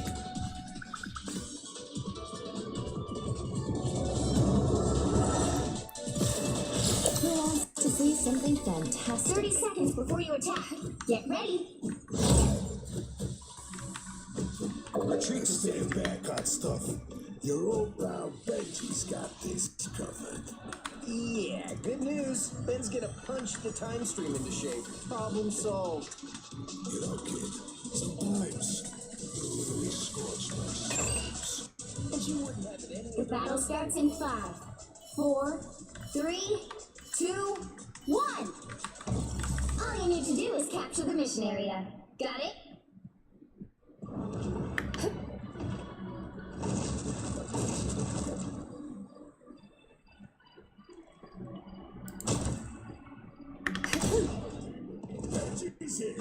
Oh. Feeling fantastic. Okay, let me put up my shield. My shield.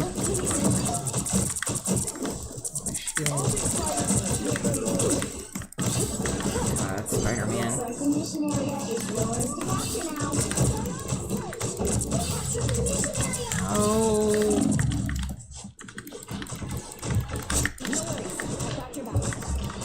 Okay, the thing. Hurry up. Oh, Spider-Man. No, I don't have time for that. I'm getting out of there.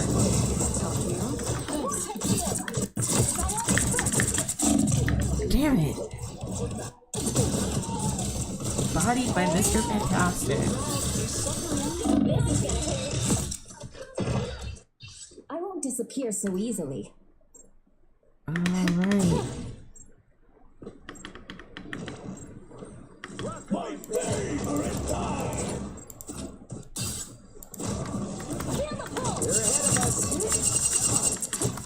I got you covered. Is there food here? Your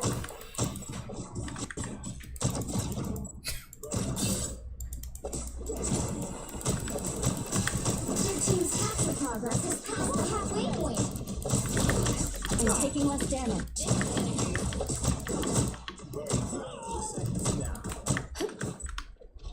Why are we too busy on Spider-Man? Your powers are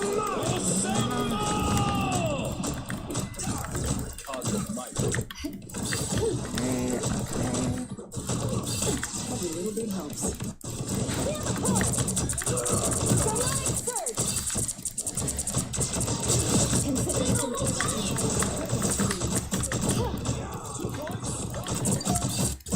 No worries, I've got your back. The spicy bad guys.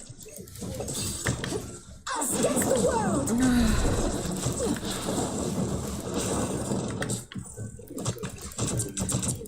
Huh? Vulnerable than ever. You'll have to keep fighting until we have winners. We'll see! Oh, we're the red team?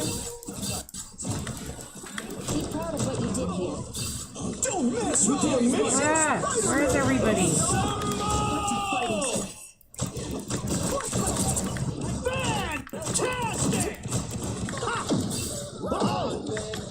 second chances open. Is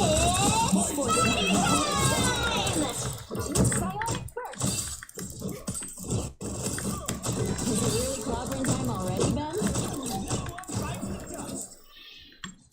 Oh, yay. I feel better Why don't already. they have it together? We're at 99%. They look like they need work first. Some assistance, please. Much better. What am I? Invisible? No worries. I've got your back. You've captured more than half of the mission area. Keep going.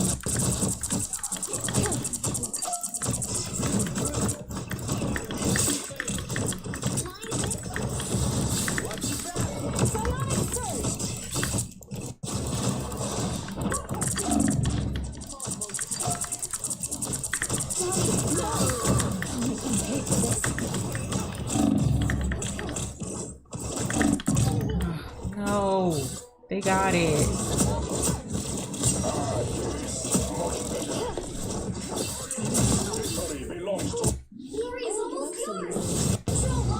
Oh, really? You'll have to keep fighting until we have a winner. Overtime? Really? Oh my god! Oh no, boo.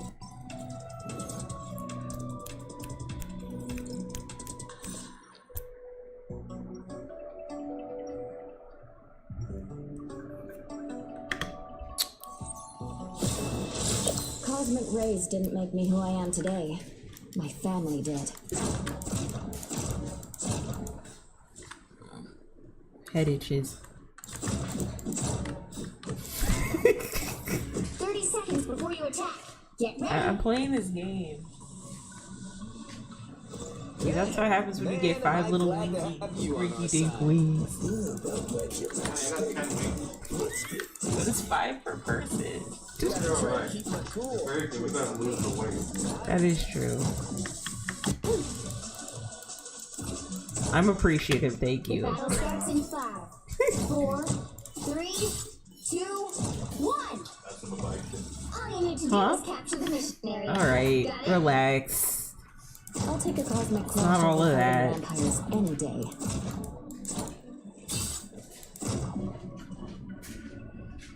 Where are we? This is a new map.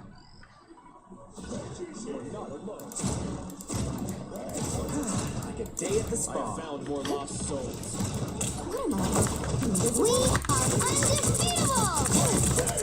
Feeling fantastic. Looks like the mission area is yours to capture Is now. it? They seem pretty. Mission area, us against the world! Rest easy, Ben. You've earned it.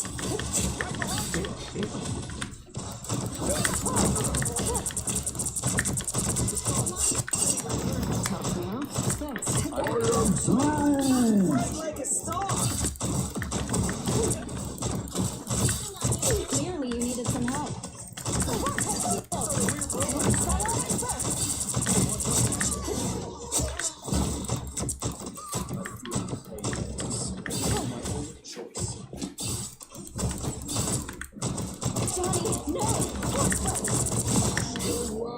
Hey.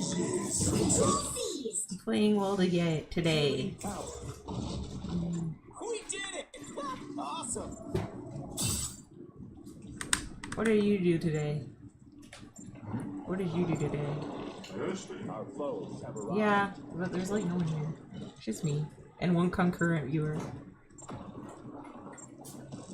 Woo! Never miss! Well, I am keeping this up as a VOD, so maybe you could tell me later.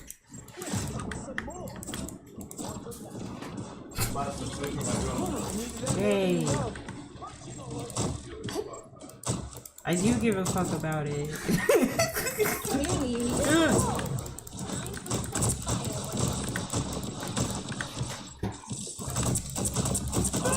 Fantastic! Come on. I'm taking less damage. Ugh. Oh yay, it's me again.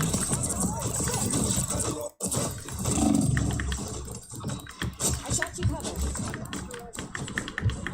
God, I gotta find a health spot. Okay, let me load.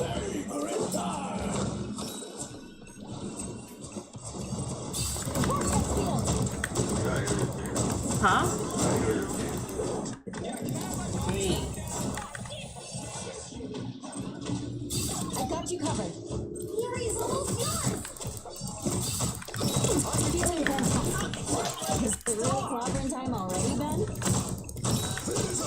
clobbering time. Oh wow, we're playing so well today. I've got you covered. Sonic surge. You'll have to keep fighting until we have a winner. Really clobbering time already, Ben?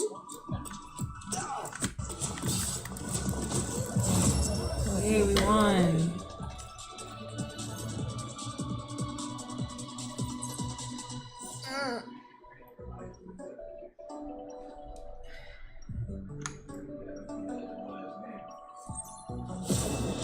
Who wants to see something fantastic? Are you talking to me?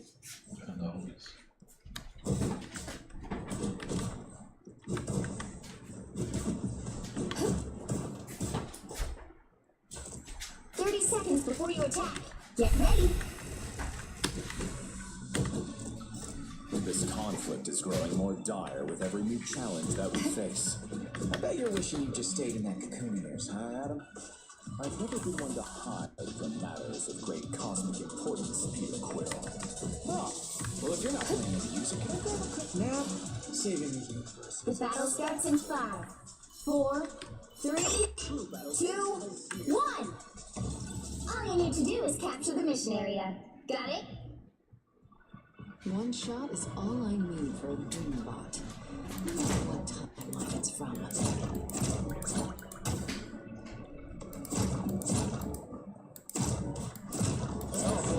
We are undefeatable! Say, what's all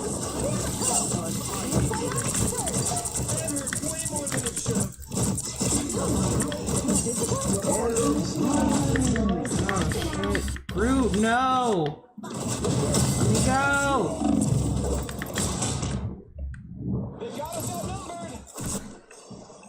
I won't disappear so easily. Capture the mission Oh area! no, they captured the mission area.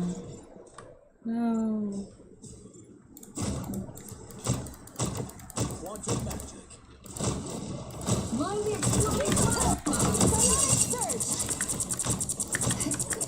That's the stuff. Feeling fantastic. That child!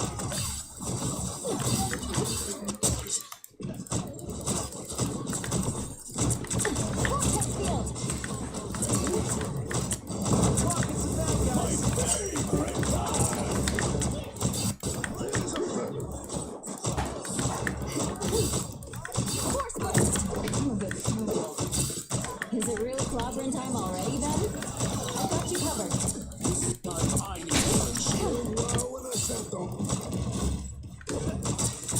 Double KO!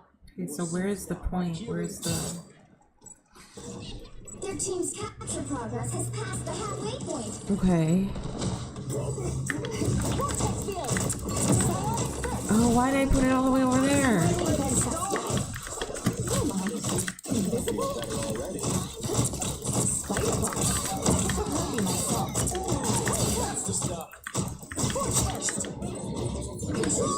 Yay, we seized control. We're here.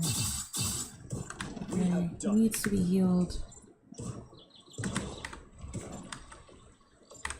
Alright, so I guess we can...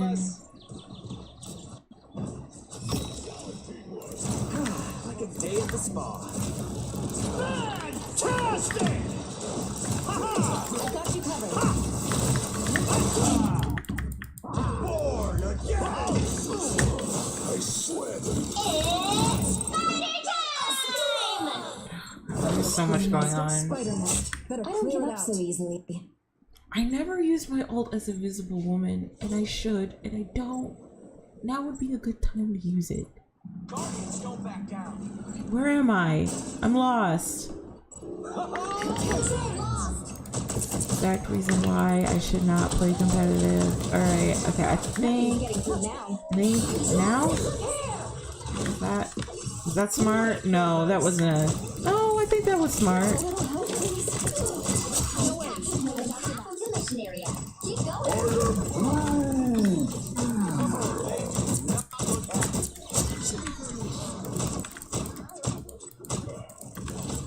Jesus. Okay. Let me just... Oh my god! That was Ultron!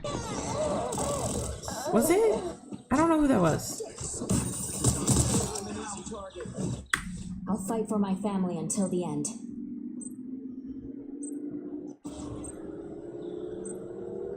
Control lost! Oh no. Control lost. They almost got it! No, they don't. No, they don't. Some assistance. Help me out? Thanks. Control seized! Clearly you need to make some almost yours! I'll cover you. Behold! That child! Where am I? Invisible? I'm taking less damage.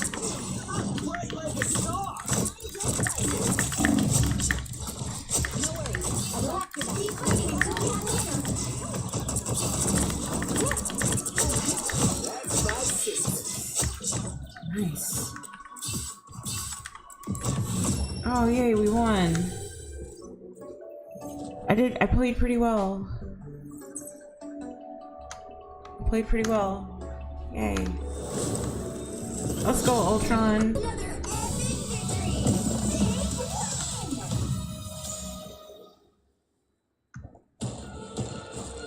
Oh, it was MVP. Yeah, let's go to the thing. Okay. So I think I'm good here. I think I'm good for today. I am tired. I've spent just about a good amount of time, 3 hours and 42 minutes. So I think I'm gonna cut it short here for Marvel Rivals. I'd like to say thank you guys so much for being able to join. Shout out to Heaven for being able to interact with me during this stream. Next stream will happen on Sunday, around 8-9 p.m. Till like probably midnight. And yeah, maybe we can talk about some other things. So I really appreciate every single one of you who chooses to watch my stream or interact. And I'm looking forward to seeing you guys next time. All right. Have a great rest of your weekend. See you on Sunday. Bye, guys.